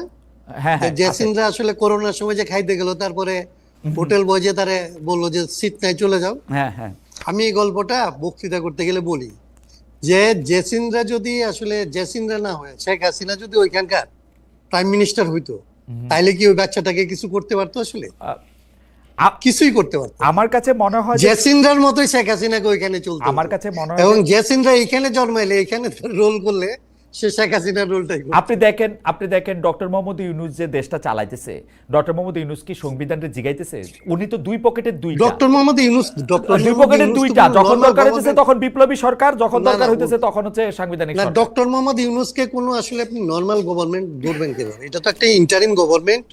সে একটা কনস্টিটিউশন কোনোটা মাইনে কোনোটা না মাইনে একটা সাংবিধানিক আবহের মধ্যে থাকার চেষ্টা করে একটা ওকে নিজেদের মতো করে পরিস্থিতি অনুযায়ী ধরুন কাজ করতেছে। এটা তো সাংবিধানিক সরকার। আমি আবার আসবো আপনার কাছে। আমি একটু শামা ওবায়দ আপনার কাছে যাই। শামাপা, এই মানে আমরা আমরা আমরা আমরা আমরা যা দেখতে পাচ্ছি যে গত অগাস্ট মাসের শেষ দিকে আপনি যেটা বলতেছিলেন যে আসলে দল ব্যবস্থা নেয়, বিএনপি 4,500-এর উপর গুরুত্বপূর্ণ দলীয় নেতাকর্মীর উপর ব্যবস্থা নিছে। এই গত অগাস্ট মাসের শেষ দিকে আপনার সম্ভাব্য নির্বাচনী আসনে বিএনপি একজন সমর্থক দলীয় কোন্দলে খুন হন। এতে আপনাকে প্রধান আসামি করে মামলা দেওয়া হয়েছিল, দল থেকে আপনাকে বহিষ্কারও করা হয়েছে, পরে আবার দলই আপনাকে আবার আপনার পদে ফিরিয়ে এনেছে। এখন এই হত্যা, সংঘর্ষ, চাঁদাবাজি, নানা ঘটনায় বিএনপি যে নানা স্তরের এই যে 5-6 হাজার নেতাকর্মীরা যে বহিষ্কার করছে, তারা কি আবার আপনার মতো শপথে ফিরে আসবেন? মানে আপনার শপথে ফিরে আসার প্রক্রিয়াটা কি? ওয়ানলি বিকজ আপনি খুব গুরুত্বপূর্ণ নেতা, আপনাকে বহিষ্কার করা মানে বিএনপির একটি আসন হারানো, সেই জন্য আপনাকে ফিরিয়ে আনা, নাকি আপনি সত্যিই নির্দোষ? এটা মানে আমরা কেমনে বুঝবো, কেমনে মানে প্রক্রিয়াটা কি? যেহেতু আপনি অনেক বড়, আপনি এখন হাসনাত আব্দুল্লাহ ভাইকে প্রশ্ন করেন হচ্ছে জাতীয়, আর আমাকে প্রশ্ন করেন হাসান কাইম ভাইকে। আচ্ছা ঠিক আছে, আমার ব্যক্তিগত প্রশ্ন, কারণ আপনি নিজেই তো জাতীয়। শামাপা, আপনি নিজেই তো জাতীয়। জি, না না, উনিও সেজন্য উনিও এক সংসদ কমিশনে আছে, সেটা ঠিক আছে। জি, তা এখন আমি বলি যে আমার ব্যক্তিগতটা আমি এক লাইনে আমি শেষ করি করে এটা এটা উত্তরটা হচ্ছে যে আমার নির্বাচনী এলাকাটার যে ঘটনাটা ঘটেছিল ওটা অত্যন্ত দুঃখজনক। ওখানে এটা রাজনৈতিক কারণে ঘটেছিল, it's nothing to do with চাঁদাবাজি অর এনিথিং এলস। তো এখানে যে কারণে, এবং এটা একজন মানুষ খুন হয়েছিল, এটাও অনেক দুঃখজনক। মামলা হয়েছে, মামলা দেখেন, মামলা যখন হয়েছে তখন কিন্তু আপনি একটু আগে বললেন না যে বিএনপি সরকারে আছে বলে মনে হয়, তখন কিন্তু হাসিনা চলে গেছিল, ইউনূস সরকার অলরেডি তখন ওখানে আছে। এখন তো ওই মামলা তো আমার বিরুদ্ধে হয়েছে এবং ওই থানা ওই মামলা নিয়েছে আমার বিরুদ্ধে, কিন্তু যখন দল এটা ইন্টারনালি করেছে, ইনভেস্টিগেট করেছে, তখন দেখেছে যে এখানে আমার ব্যক্তিগতভাবে কোনো সংশ্লিষ্ট ছিল না ওই খুনের ব্যাপারে। হ্যাঁ, তো তখন হ্যাঁ ইনভলভমেন্ট ছিল না কোনো। সেক্ষেত্রে তখন দল যখন, এবং অনেক দিন এটা এমন না যে সাথে সাথে আমার পদটা স্থগিত করা হয়েছিল, সাথে সাথে যে আমার পদ ফিরে দেওয়া হয়েছে তা নয়। আমার দল যে আমার বিরুদ্ধে ব্যবস্থা নিয়েছে সেটা আমি এগ্রি করি, আমি অর্গানাইজিং সেক্রেটারি দলের, আমি দল যেটা ভালো মনে করেছে ওটাই করেছে, শাস্তি স্বরূপ আমাকে সেটা করা উচিত সেটা করেছে, এবং তারপর দল যাচাই বাছাই করে দেখেছে যে এটা সঠিক নয়, সেজন্য আমার পদটা ফিরিয়ে দেওয়া এরকম একটা যাচাই বাছাই করা একটা ভবিষ্যতে যেসব বহিষ্কারাদেশ যেসব বহিষ্কারাদেশ যাচাই বাছাই করে দেখা হবে যে ওখানে আমাদের দলের লোকজনের সংশ্রয় নাই, সেগুলো অবশ্যই দল কনসিডার করবে বহিষ্কারাদেশ প্রত্যাহার করার। সেটা তো এটা তো বলাই বাহুল্য। এটা তো যাচাই বাছাই করার একটা কম্পিটেন্ট অথরিটি বিএনপির আছে, মানে ইন্টারনালি এটা দেখার, যারা এরকম করে দেখে। আচ্ছা, তাহলে আমি একটু জাতীয় তাহলে আমি একটু জাতীয় প্রশ্নে আসি। আপনি সম্প্রতি আপনার একটা বক্তব্যে বলেছেন যে বিএনপিকে পরিকল্পিতভাবে সংস্কার বিরোধী বলে প্রচার করা হচ্ছে, পরিকল্পিতভাবে সংস্কার বিরোধী বলা হচ্ছে, কিন্তু আপনারা মানে এটা তো ফ্যাক্ট, আপনারা একজনকেই প্রধানমন্ত্রী, দলীয় প্রধান, সংসদ প্রধান রাখতে চান, প্রধানমন্ত্রীর ক্ষমতা আপনারা কমাতে চান না, আগের মূল বিষয়গুলি বহাল রেখেই খুচরা কিছু সংস্কার আপনারা সম্মত হয়েছেন। আপনারা বলছেন যে ডক্টর ইউনূস নির্বাচন দিতে চান না, কিন্তু আমি এটাকে কিন্তু এইভাবেও প্রশ্ন করতে চাই বা প্রশ্ন করতে পারি, আপনারা সংস্কার নিয়ে এত তালবাহানা এবং এত রিয়াকশন আপনারা দেখালেন, এই কারণেই কিন্তু এত দেরি হলো। মানে আমি এই যে হাসান কায়ুম ভাই ওই রাষ্ট্রীয় ঐকমত্য কমিশনে যান, আমি এটা প্রতিদিন দেখি, সরাসরি দেখি, পরে আবার রেকর্ডিংও দেখি। আমি দেখি যে সবার সঙ্গে সব বিষয়ে আলোচনা করে এসে এটা সালাউদ্দিন সাহেবে আইসা এটা হয় ঠিকা যায়, নাইলে এইটার 3টা শিং বাইরে হয়, নাইলে ওইটার একটা কিছু একটা হয়, এবং তারপরে শুনেন ওখানে যারা বসে আছে সংস্কার কমিশনে, যারা প্রত্যেকদিন গিয়ে বসে, তাদের মধ্যে BNP one of the big party, যার তৃণমূল পর্যন্ত। আমরা বাস্তবতা জানি, আমরা বাস্তবতা জানি ভাই। আপনি বিনয় করতেছেন কেন? আপনি বলেন বিগেস্ট পার্টি, বাস্তবতা জানি, আপনি বলেন বিগেস্ট পার্টি, তারপরে আলোচনা আসেন বিগেস্ট। না বাস্তবতা তো আমরা জানি, ওই কাগজে কলমে এক কথা আর মাঠে গিয়ে চিত্র কিন্তু আরেক কথা। তো ওখানে আমরা 31 দফায় যখন হাসনাত আব্দুল্লাহ ভাইয়ের কথাই কিন্তু পরিষ্কার হয়েছে যে আমরা 31 দফা যখন হাসনাত কায়ুম ভাইয়ের কথাই কিন্তু এটা উনিই বলেছেন, 31 দফাটা যখন আমরা দিয়েছি তখন কিন্তু আমরা বলেছি যে এটা ওপেন টু ডিসকাশন, এখানে কোনো চেঞ্জ যদি কেউ করতে চায় সেটা কিন্তু সেই সাজেশন গুলো আমরা নিব। তখন কেউ কিন্তু কোনো সাজেশন নতুন কিছু দেয় নাই। 31 দফা নিয়ে আমরা মাঠে ময়দানে গেছি। এই 31 দফার বেশিরভাগ এখানে যদি বাস্তবায়নে তো পার্থক্য থাকবেই ভাই। আমার দল কিভাবে তত্ত্বাবধায়ক সরকার চাইবে আর হাসনাত কায়ুম ভাই দল কিভাবে তত্ত্বাবধায়ক সরকার চাইবে, সেই বাস্তবায়নটা কিভাবে হয়, এটার পার্থক্য থাকতেই পারে। আমাদের 31 দফায় শিক্ষা, স্বাস্থ্য সবকিছু নিয়ে আমাদের দেওয়া আছে। এখন আমি বাস্তবায়ন কিভাবে করব, এটা ইট ডাজন্ট মিন যে আমরা সবার সাথে একমত হতে হবে না। আপনি একমত হয়ে না পা, কিন্তু আপনি ফিলোসফিতে আসেন। প্রধান কথাটাই হচ্ছে সংস্কারের, যাতে কেউ এককভাবে অনেক ক্ষমতাশালী না হয়ে ওঠে, কিন্তু আপনাদের সকল আলোচনা কেন্দ্রীভূত যাতে একটা লোক এককভাবে অনেক ক্ষমতাবানী থাকে। যেমন আপনি মাঠের আলোচনার কথা বলছেন, মাঠের আলোচনায় এটা আপনি কোথা থেকে, আপনি 31 দফা পড়ছেন? আমাদের তো প্রথম 4টা দফার মধ্যেই একটা দফা হচ্ছে যে প্রধানমন্ত্রী রাষ্ট্রপতির ক্ষমতার ভারসাম্য। আমরা কোথায় আমরা বলেছি যে আমরা প্রধানমন্ত্রী যে আপনারা 31 দফা যা কিছু বলছেন, 31 দফা যা কিছু বলছেন তা কিছু যদি আপনারা মানে সংস্কার কমিশন তার থেকে অনেক বেশি বাড়তি কিছু বলতে পারে না, 31 দফাই বলছে। কিন্তু আমি ভাঙ্গা বলি, 31 দফায় আপনারা কিন্তু সাংঘাতিক ভালো ভালো জিনিস আনছেন, কিন্তু আমি ভেঙে ভেঙে আচ্ছা, বলি। তারপরে আমরা ভালো বিচার বলতেছেন বিভাগের কিন্তু। স্বাধীনতা চাইছি, বিচার চাইছেন, বিভাগকে স্ট্রেংথেন চাইছেন, করতে হবে, হ্যাঁ চাইছেন। এটা আমরা রাজি, এবং সেটার জন্য যা যা করার দরকার সেটা আমরা না, রাজি। কিন্তু তো যখন এখন হ্যাঁ, আপনি বিচার বিভাগের স্বাধীনতার জায়গায় আসেন, কিন্তু যখন এটা ফাংশনাল জায়গায় আসছে, যখন বলা হয়েছে যে প্রধান বিচারপতি কিভাবে নিয়োগ দেওয়া হবে, সেটা নিয়ে আপনারা কথা কইছেন 4 দিন, কথা কইতে চান নাই 50 দিন, মানে এইটা কেন? ভাই শুনেন, এই যে হাসান ভাই এনে সাক্ষী, সালাউদ্দিন ভাই, আমাদের স্ট্যান্ডিং কমিটি মেম্বার সালাউদ্দিন ভাই ওয়াকআউট করছে 1 দিন, আর বামপন্থীরা ওয়াকআউট করছে 5 দিন। তো এখন ওনারাই তো একমত হয় না, ওনারা তো প্রত্যেক লাইনে লাইনে যদি ওনারাই বাধা দেয় তাহলে কেমনে মিল হবে? বিএনপি তো অনেক ছাড় দিতেছে, বিএনপি অনেক ছাড় দিতে এক জায়গায় আসতে হবে ভাই, আর বাকিটা আপনি পার্লামেন্টের উপর ছেড়ে দেন। আপনি ইলেকশনে যান, ইলেকশনে আপনার ম্যানিফেস্টো নিয়ে, হাসনাত কাইম ভাই ওনার ম্যানিফেস্টো নিয়ে যাক, জামাত ওনার ম্যানিফেস্টো নিয়ে, এনসিপি ম্যানিফেস্টো নিয়ে জনগণের কাছে ডক্টর মোহাম্মদ ইউনূস তারপর শুনেন নাই? পার্লামেন্টে আসুক। ডক্টর মোহাম্মদ ইউনূস আপনি শুনেন নাই? উনি বলছেন বাংলাদেশের মানুষ ম্যানিফেস্টো দিয়ে ভোট দেয় না, বাংলাদেশের মানুষে গিয়া সামাপা এখন গিয়া বলবে প্রতি ভোট 1000 টাকা করে দিব, ধানের শীষে ভোট দিয়ে দিবে, যারা দিবে না তারাও দিয়ে দিবে। মানুষের মন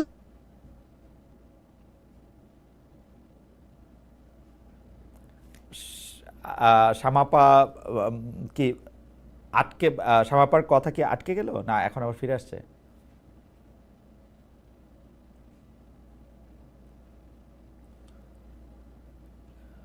আমাদের আমাদের আমাদের কানেকশনটা কি শোনা যাচ্ছে? এখন এখন শোনা যাচ্ছে? আপা এখন শোনা যাচ্ছে, জি আচ্ছা, আচ্ছা। বলেন বলেন। না, আমি বলছি যে মানুষের মনোজগতের পরিবর্তন হয়েছে। আমার দল বিএনপি সহ সকল রাজনৈতিক দলকে এখন 2025-এ বুঝতে হবে যে ওই প্রেক্ষাপট নাই যে আমি গেলাম আর আর টাকা দিয়ে ভোট কিনে আনলাম। That is not the reality anymore.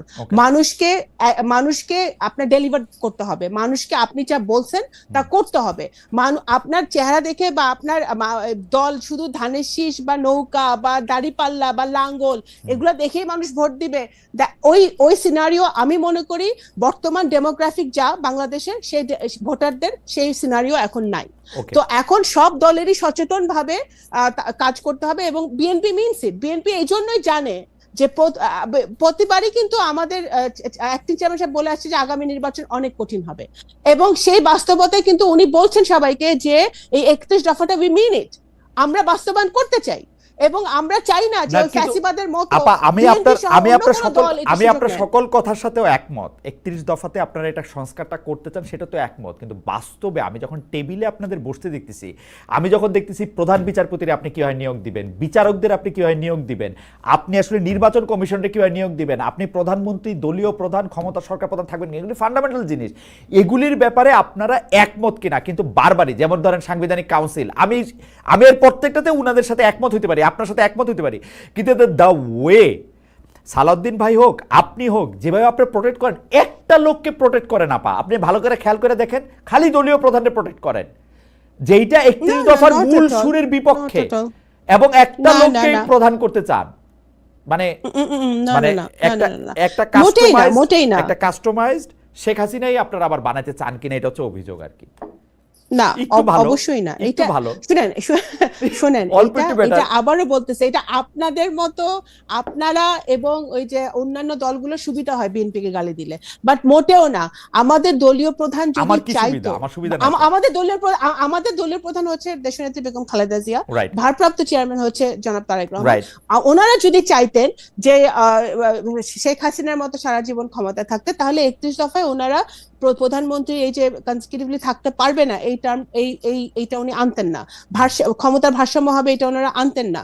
তো ওনারা তো চাচ্ছেন না যে আমরা বিচার বিভাগকে স্বাধীন এবং নিরপেক্ষ, এটা আমরা চাইতাম না। আমরা তো বলছি হ্যাঁ নির্বাচন কমিশন গঠন আমরা একমত হয়েছি, আমরা তত্ত্বাবধায়ক সরকারে আমরা কিভাবে গঠিত হবে সেটাতে একমত হতে পারছি না দলগুলো, যেগুলাতে একমত হতে পারছে না, it's simple, it's difference of opinion থাকতেই পারে, কিন্তু দ্যাট ডাজন্ট মিন যে আমরা ওই একজন ব্যক্তিকেই আমরা দেখতে চাই বা শেখ হাসিনার মতো আমরা দেশ চালাতে চাই, নট এট অল।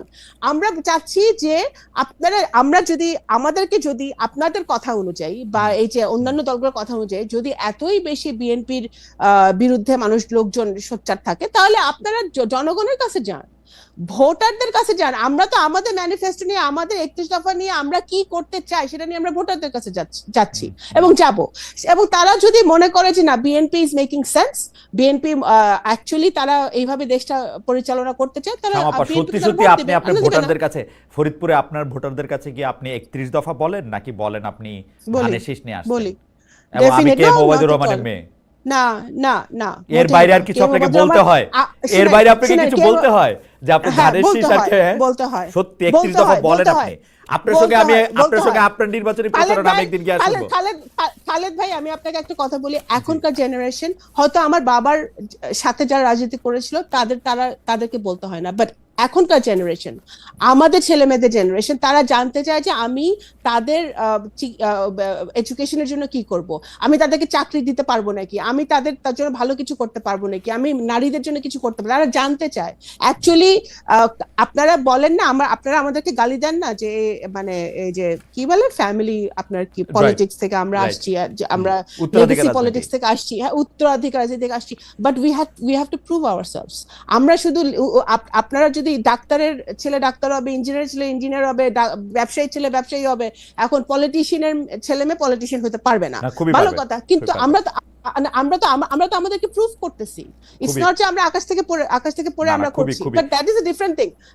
বাট আমার কথা হচ্ছে যে আমাদের ইভেন আমার নির্বাচনী এলাকাও আমার 31 দফার কথা বলতে হয়, বিকজ আমি আপনাকে একটু আগে বলছি ডেমোগ্রাফিক চেঞ্জ হয়ে গেছে। এখন আমাদের এই নিউ জেনারেশনকে যদি তারা প্র্যাকটিক্যাল সলিউশন চায়, তারা 31 দফার তারা প্র্যাকটিক্যাল সলিউশন চায় যে কিভাবে এই জন্য তারেক রহমান সাহেব 180 দিনের একটা ঘোষণা করেছিলেন যে উনি কিভাবে চাকরি দিবেন, উনি কিভাবে যুবকদের জন্য সরকার কর্মসংস্থান করবেন, উনি কিভাবে এডুকেশন নিয়ে কাজ করবেন। একটা প্র্যাকটিক্যাল সলিউশন নিয়ে কিন্তু বিএনপি কাজ করছে এবং বিএনপি এগুলা ডেলিভার করবে। ওকে, আমি একটু জনাব হাসান কায়েম ভাইয়ের কাছে যাই। একজন দর্শক অনেকগুলি মানে একসাথে একটাই মেসেজ অনেকবার পাঠাচ্ছেন, ওনার নাম জসউদ্দিন। উনি বলছেন যে পুরো পর্ব জুড়ে যেন একমুখী এক রৈখিক একটি বর্ণনা চললো, আপনি সহ সবাই একই মতাদর্শে একই স্বরে কথা বললেন, যেন একে অন্যের প্রতিধ্বনি। তিনজনই একই চরিত্র ধারণ করে পতিত সরকারকে এক হাত নিলেন। কি করব ভাই, পতিত সরকারকে তো আর মানে আমি এক হাত নেই নাই, কিন্তু পারলে এক হাত নিতাম, এটা এখন আমি কি করব? আমি জানি না তিনজনে একই স্বরে কথা বলছে কিনা। যাই হোক, আমি হাসান কায়েম ভাই আপনাকে জানতে চাই যে এই এক বছরে জুলাই মিত্র প্রধান দলগুলি বিভিন্ন স্তরের নেতাকর্মীদের বিরুদ্ধে চাঁদাবাজি, টেন্ডারবাজি, দখলবাজি, নানা ঘটনার খবর আমরা দেখছি। বৈষম্য বিরোধী ছাত্র আন্দোলন, সমন্বয়ক, এই শব্দগুলির মর্যাদা শামাপা যেটাতে শুরু করেছিলেন সেটা আমি এখানে একটু আনতে চাই যে গত বছরে জুলাইয়ের মতো আর নাই। আসলে যেই কারণে আমরা শেখ হাসিনা সরকারের এগেনস্টে সবাইকে একতাবদ্ধ হইতে দেখছি, এর প্রধান কারণ ছিল হচ্ছে মানুষের গণতান্ত্রিক অধিকার, দ্বিতীয় কারণটাই ছিল কিন্তু দুর্নীতি, বেসামাল স্বেচ্ছাচারিতা। এই জিনিসগুলি আবার আমরা কেন আমাদের ওই আন্দোলনেরই একজন যিনি সারাক্ষণ পথে ছিলেন সেই উমামা ফাতেমাকে আইসে লাইভে বলতে হবে জুলাই আন্দোলনকে কেন মানি মেকিং মেশিন হয়ে যেতে হবে? হাসান কায়েম ভাই, আপনি কি একটু বলবেন যে আপনার এটা কি মানে আমরা কেন এটা দেখবো? এবং বেশিরভাগ মানুষ মানে আমাদেরকে আমাদের আওয়ামী লীগের বন্ধুরা ফোন করলে এখন হাসে, কি বলছিলাম না, কেমন দেখলা, এবং সেটা একটা মানে খুবই, যারা জুলাইয়ের এক বছর আগে যারা জুলাই আন্দোলনের পক্ষে ছিল না তারা কিন্তু আমাদেরকে চোখে আঙ্গুল দিয়ে দেখাইতেছে, দেখো তোমরা কারদের উপর বিশ্বাস করছিলা, কারা এরা। আপনি এটাকে কিভাবে দেখেন হাসান কায়েম ভাই? আমি এটা আমাদের একটা ঐতিহাসিক দুর্বলতা হিসেবে দেখি। আমি বলি যে আমাদের এখানে এখন পর্যন্ত আমাদের অনেক বিজয়ের অভিজ্ঞতা আছে, আমরা অনেকবার জিতছি, অনেক লড়াইয়ে জিতছি, এগুলি অনেক মূল্য দিয়ে জিতছি হয়তো, কিন্তু আমরা জিতছি। কিন্তু আমাদের কোনো বিজয়কে আসলে বিজয়ের ফলাফল জনগণের কাছে নিয়ে যাওয়ার জন্য যে শিক্ষাটা দরকার সেটা আমাদের কখনোই হয় নাই। এবং আমি জানি না, আপনার তো ওই সময় বয়স হয় না, আমরা যারা ধরেন 71-এর পরের 72-এর পরবর্তী যে পরিস্থিতিটা আমরা দেখছিলাম, 71-এর পরে সবচেয়ে বড় পরিবর্তন তো এবারের 24-এরটা, 90-এরটা এত গুরুত্বপূর্ণ পরিবর্তন না। তো 72-এর বিজয় যেইভাবে আসলে ব্যাহত হয়েছে তার সবগুলি লক্ষণ একেবারে ধরেন প্রথম থেকে এটার মধ্যে আসলে একটার পর একটা কিভাবে যেন সাজানো ভাবে আসতেছিল। আমি বলি যে এটা বিজয় ব্যাহত করার জন্য খুব সিম্পল কতগুলো কাজ করা লাগে। আপনার ধরেন এই লড়াইটার মালিকানা, আমি যেটা বলি শহীদদের মালিকানা কোথাও নিয়ে যেতে হবে। হুম। এই শহীদের মালিকানা যার কাছে যায়, বিজয়ের মালিকানা তার কাছে যায়, এবং বিজয়ের মালিকানা যদি যত ক্ষুদ্র করে আনা যায়, মালিক গোষ্ঠীটাকে যত ছোট করা যায়, সেই মালিকদেরকে হয় আপনি প্রলুব্ধ করতে পারেন, ভীত করতে পারেন, তাদেরকে আসলে দায়ী করতে পারেন, বিধ্বস্ত মানে কি বলে বিভক্ত করতে পারেন, বিভাজিত করতে পারেন। মানে আপনার লড়াইয়ের যারা অংশীজন, তাদের সাথে আসলে লড়াইয়ের যারা ফল ভোগ করে, তাদের মধ্যে একটা বড় রকমের পার্থক্য তৈরি করা যায়। এবং এই পার্থক্যটা যখন হয়, বিভাজনটা যখন হয়, তখন আসলে লড়াই নিজেই একটা মানে লড়াইয়ের মালিক যখন আসলে কোনোভাবে দোষী হিসেবে চিহ্নিত হয়, তখন গোটা লড়াইকেই আসলে একটা ভুল কিংবা একটা অন্যায় কিংবা একটা আসলে খারাপ জিনিস হিসেবে চিহ্নিত করা সহজ হয়। এবং যখন এটা ঘটে, তখন আর বাকি সবাই আসলে তখন এক ধরনের হরিলুটের মতো ওকে।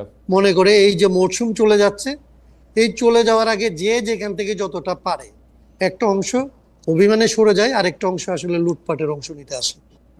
বাংলাদেশে একেবারে 24-এর পরে এত দ্রুত যে এই ঘটনাগুলি ঘটলো, এই ঘটনাগুলি ঘটবে বলে আমাদের মধ্যে আশঙ্কা ছিল। আমরা এগুলিকে কিভাবে প্রোটেক্ট করা যায় সেগুলি নিয়ে কথা বলছিলাম। আমরা মানে এই অভ্যুত্থানের পরবর্তীতে আমাদের কি করণীয় সেটা বলছিলাম।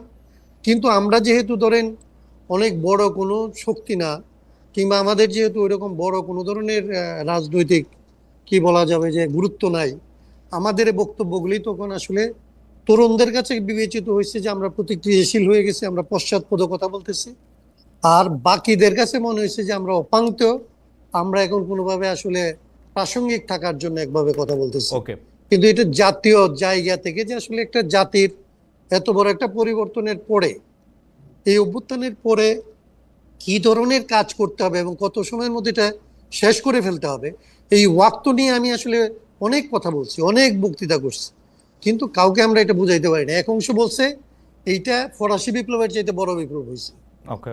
এবং ইয়াংরা হাই সাউন্ডিং এই সমস্ত কথাবার্তা শুনে আমাদেরকে মনে করছে, আমরা যারা বলছি যে সতর্ক হও, হুম। সাবধান হও, এর বেশি দূর যাইতে পারবে না, তারা আমাদেরকে পরিত্যাগ করছে। হুম। আর এরা দোসর যখন ধরেন বলছেন, দোসর। এনার্কি আর 2 দিন পরে বলবে দোসর। হাসনাত কাইয়ুম হচ্ছে আওয়ামী লীগের দোসর।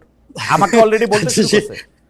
আচ্ছা, আপনারা আর বলাটা একটু এরা কষ্ট যখন হবে। আসলে এরা যখন ধরেন এই জায়গাগুলিতে এরকম জায়গায় গেছে, এনার্কি তৈরি করা শুরু করছে, তখন এস্টাবলিশমেন্ট হচ্ছে আসলে নিজেদের মধ্যে খুব দ্রুত আসলে তার এস্টাবলিশমেন্ট টিকায় রাখার জন্য যাদের উপরে ভর করা সম্ভব, হুম। তাদেরকে যাদের উপরে আস্থা রাখা সম্ভব, তাদের কাছে আসলে ভিড়ছে এবং তাদেরকে আসলে রিজিট করছে যে এনার্কির বিপরীতে পরিবর্তনটাকেও সে তখন আর পরিবর্তনটা করতে আসলে আর সে রাজি হইতে পারে। ওকে।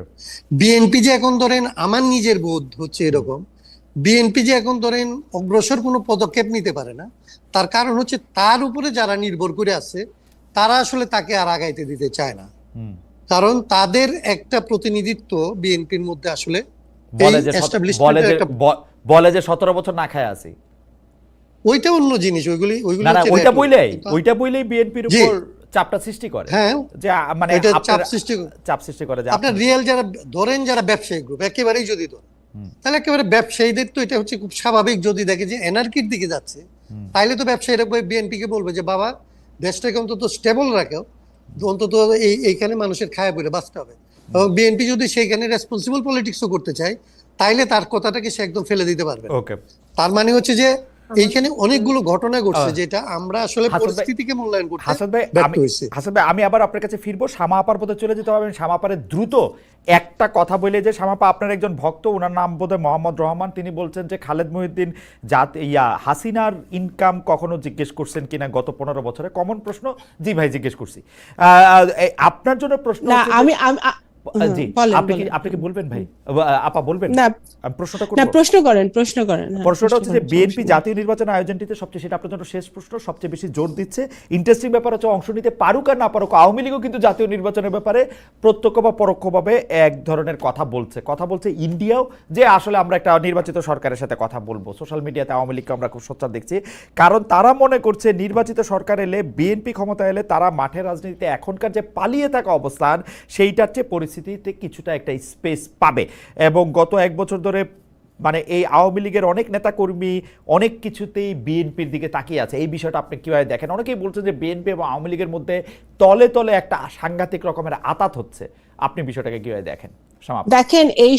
দেখেন এই 17 বছরে বিএনপি হচ্ছে মানে সবচেয়ে বড় ভিকটিম আওয়ামী লীগের ফ্যাসিবাদের। তো ওইখানে বিএনপির সাথে আওয়ামী লীগের আতাতের প্রশ্ন নাই, খুবই ক্লিয়ার। হাসিনার সময় যখন আমরা তো 2009 সাল থেকে ভোটাধিকার চেয়ে আসতেছি, যখন হাসিনা আসছিল এবং ইলিয়াস আলী গুম হইলো 10-11 সাল, তখন থেকেই আমরা কথা বলে আসতেছি এবং ভোটাধিকার চেয়ে আসতেছি। তখন আপনাদের মনে হয় নাই, দেশবাসীর আপনাদের পলিটিক্যাল পার্টিগুলোর মনে হয় নাই যে বিএনপি কেন নির্বাচন চাইতেছে? আজকে নির্বাচন চাইলে নির্বাচন চাইলে দোষের কি? আপনার এই সংস্কারের ফার্স্ট আপনি কিছুই ঠিক হবে না। এই যে ডোনারদের কথা বলতেছেন, ডোনার আমাদের ডেভেলপমেন্ট পার্টনাররা কেউ ইনভেস্ট করছে না, সবাই বসে আছে ফেন্সে যে কখন একটি গণতান্ত্রিক সরকার আসবে দেশে। এখন আমরা চেয়েছি, আমরা খুব সিম্পল কারণে চাচ্ছি। আওয়ামী লীগ কি বলছে না বলছে ইটস ইমমেটেরিয়াল। কিন্তু আওয়ামী লীগের প্রতি আপনাদের একটু এক্সট্রা ভালোবাসা দেখা যাচ্ছে কিনা? আপনারা আওয়ামী লীগের নিষিদ্ধ চান না, আপনারা আওয়ামী লীগ 17 বছর ধরে আপনাদের আওয়ামী লীগ বিভিন্ন আমরা যখন জামাতকে নিষিদ্ধ করতে চাইছিল আওয়ামী লীগ, তখনও আমরা এটা অপোজ করছি, কারণ কোন দল নিষিদ্ধ আমরা চাই না। আমরা এনসিপি যখন নতুন দল হয়েছে তখন আমরা এটাকে স্বাগত জানাচ্ছি, কারণ আমরা বহুদলীয় গণতন্ত্রে বিশ্বাস করি, দ্যাট ইজ বিএনপিস মোটো।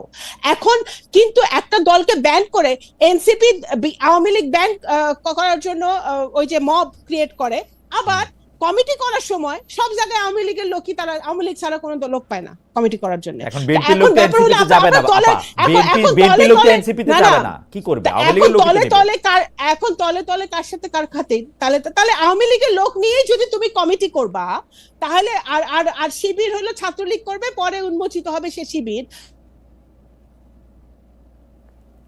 তাহলে নামে রাজনীতি করেছে, বিএনপি নামে আন্দোলন করেছে, বিএনপির নামে জেল খেটেছে, বিএনপির নামে সবকিছু করেছে। আমরা তো কোনো ছদ্মবেশে কোনো কিছু করি নাই। আমরা সারা জীবনে 17 বছর ধরে আমরা নির্বাচন চেয়ে আসছি, কারণ গণতন্ত্র নাই। একটা যেই আসুক, আজকে যদি যেই ক্ষমতায় আসুক, সেটা সব মুখ্য না, মুখ্য একটা ভোটাধিকার আমাদের প্রতিষ্ঠা করতে হবে। আজকে এত কিছু যে অধপতন, এত কিছু যে নাই, প্রত্যেকটা প্রতিষ্ঠান ধ্বংস। এই যে প্রত্যেকদিন সংস্কারের কমিশনে আপনারা বসতেছেন, সবাই কেন বসতেছেন? কারণ 17 বছর ধরে সবকিছু কিন্তু মানে এখন দেশের যে অবস্থা বা এই সরকারের যে অবস্থা, দুর্বল সবল যেমনি বলুক, আমার কাছে একটা বলশালী সরকার মানে হচ্ছে যে সরকারটার আসলে সবগুলি উইং ভালোভাবে কাজ করে। এখন সরকারটা, এটাকে এখন হাসান খান ভাই যে নামই দেখ না কেন, এখন সরকারটা যে অবস্থা, কেউ যদি এই প্রশ্ন করে আসলে কি নির্বাচনের জন্য দেশটা নিরাপদ? নির্বাচন কি দিতে পারবে এই সরকার? নির্বাচন করতে পারবে? এটা আমাকে জিজ্ঞেস করছেন? জি আপা। হ্যাঁ, এখন এই সরকারের তো দুর্বলতা আর অলরেডি উন্মোচিত হয়েছে, কারণ তাদের প্রেসার গ্রুপ হিসেবে সমন্বয়করা এনসিপি কাজ করে। সো তাদের নিজেদেরকে শক্তিশালী হতে হবে, এবং তারা যদি প্রয়োজন, এতগুলো রাজনৈতিক দল আছে, সবগুলো দলের থেকে তারা সাজেশন নিতে হবে। প্রশাসন কিভাবে তারা সবল করবে, তার অ্যাডমিনিস্ট্রেশন কিভাবে সবল করবে। তাদের এখনো আওয়ামী লীগের লোকজন প্রত্যেকটা এজেন্সিতে আছে, আওয়ামী লীগের লোকজন প্রত্যেকটা সচিবালয়ে আছে, এদেরকে কিভাবে তারা সংস্কার, মানে এদেরকে কিভাবে বের করবে, সেগুলো তো আগে তারা ঠিক করবে। এগুলো 1 বছর চলে গেছে, তারা কিছুই করে নাই। এখনো বিভিন্ন প্রশাসনের লোক, বিভিন্ন স্তরে হাসিনার লোক রয়ে গেছে, এগুলোকে এখনো ছাঁটাই করতে পারে না, অথচ লোক পালা যাচ্ছে। এগুলো ঠিক করতে হবে। আপা, এটা নিয়ে শেষ প্রশ্ন, কেন এই কথাটা বারবার উঠছে? কারণ বিএনপি তো এই দেশটাকে যথেষ্ট নিরাপদ মনে করছে না, সেজন্য বিএনপি প্রধান নেতা দেশে আসছেন না, অনেকে বলতেছেন এরকম। তারেক সাহেব দেশে আসছেন না কারণ দেশকে যথেষ্ট নিরাপদ মনে করছেন না, এবং দেশ যথেষ্ট নিরাপদ না অথচ নির্বাচন চাচ্ছে। ব্যাপারটা একটা দুই রকম অবস্থান হচ্ছে কিনা? ষড়যন্ত্র চলতেছে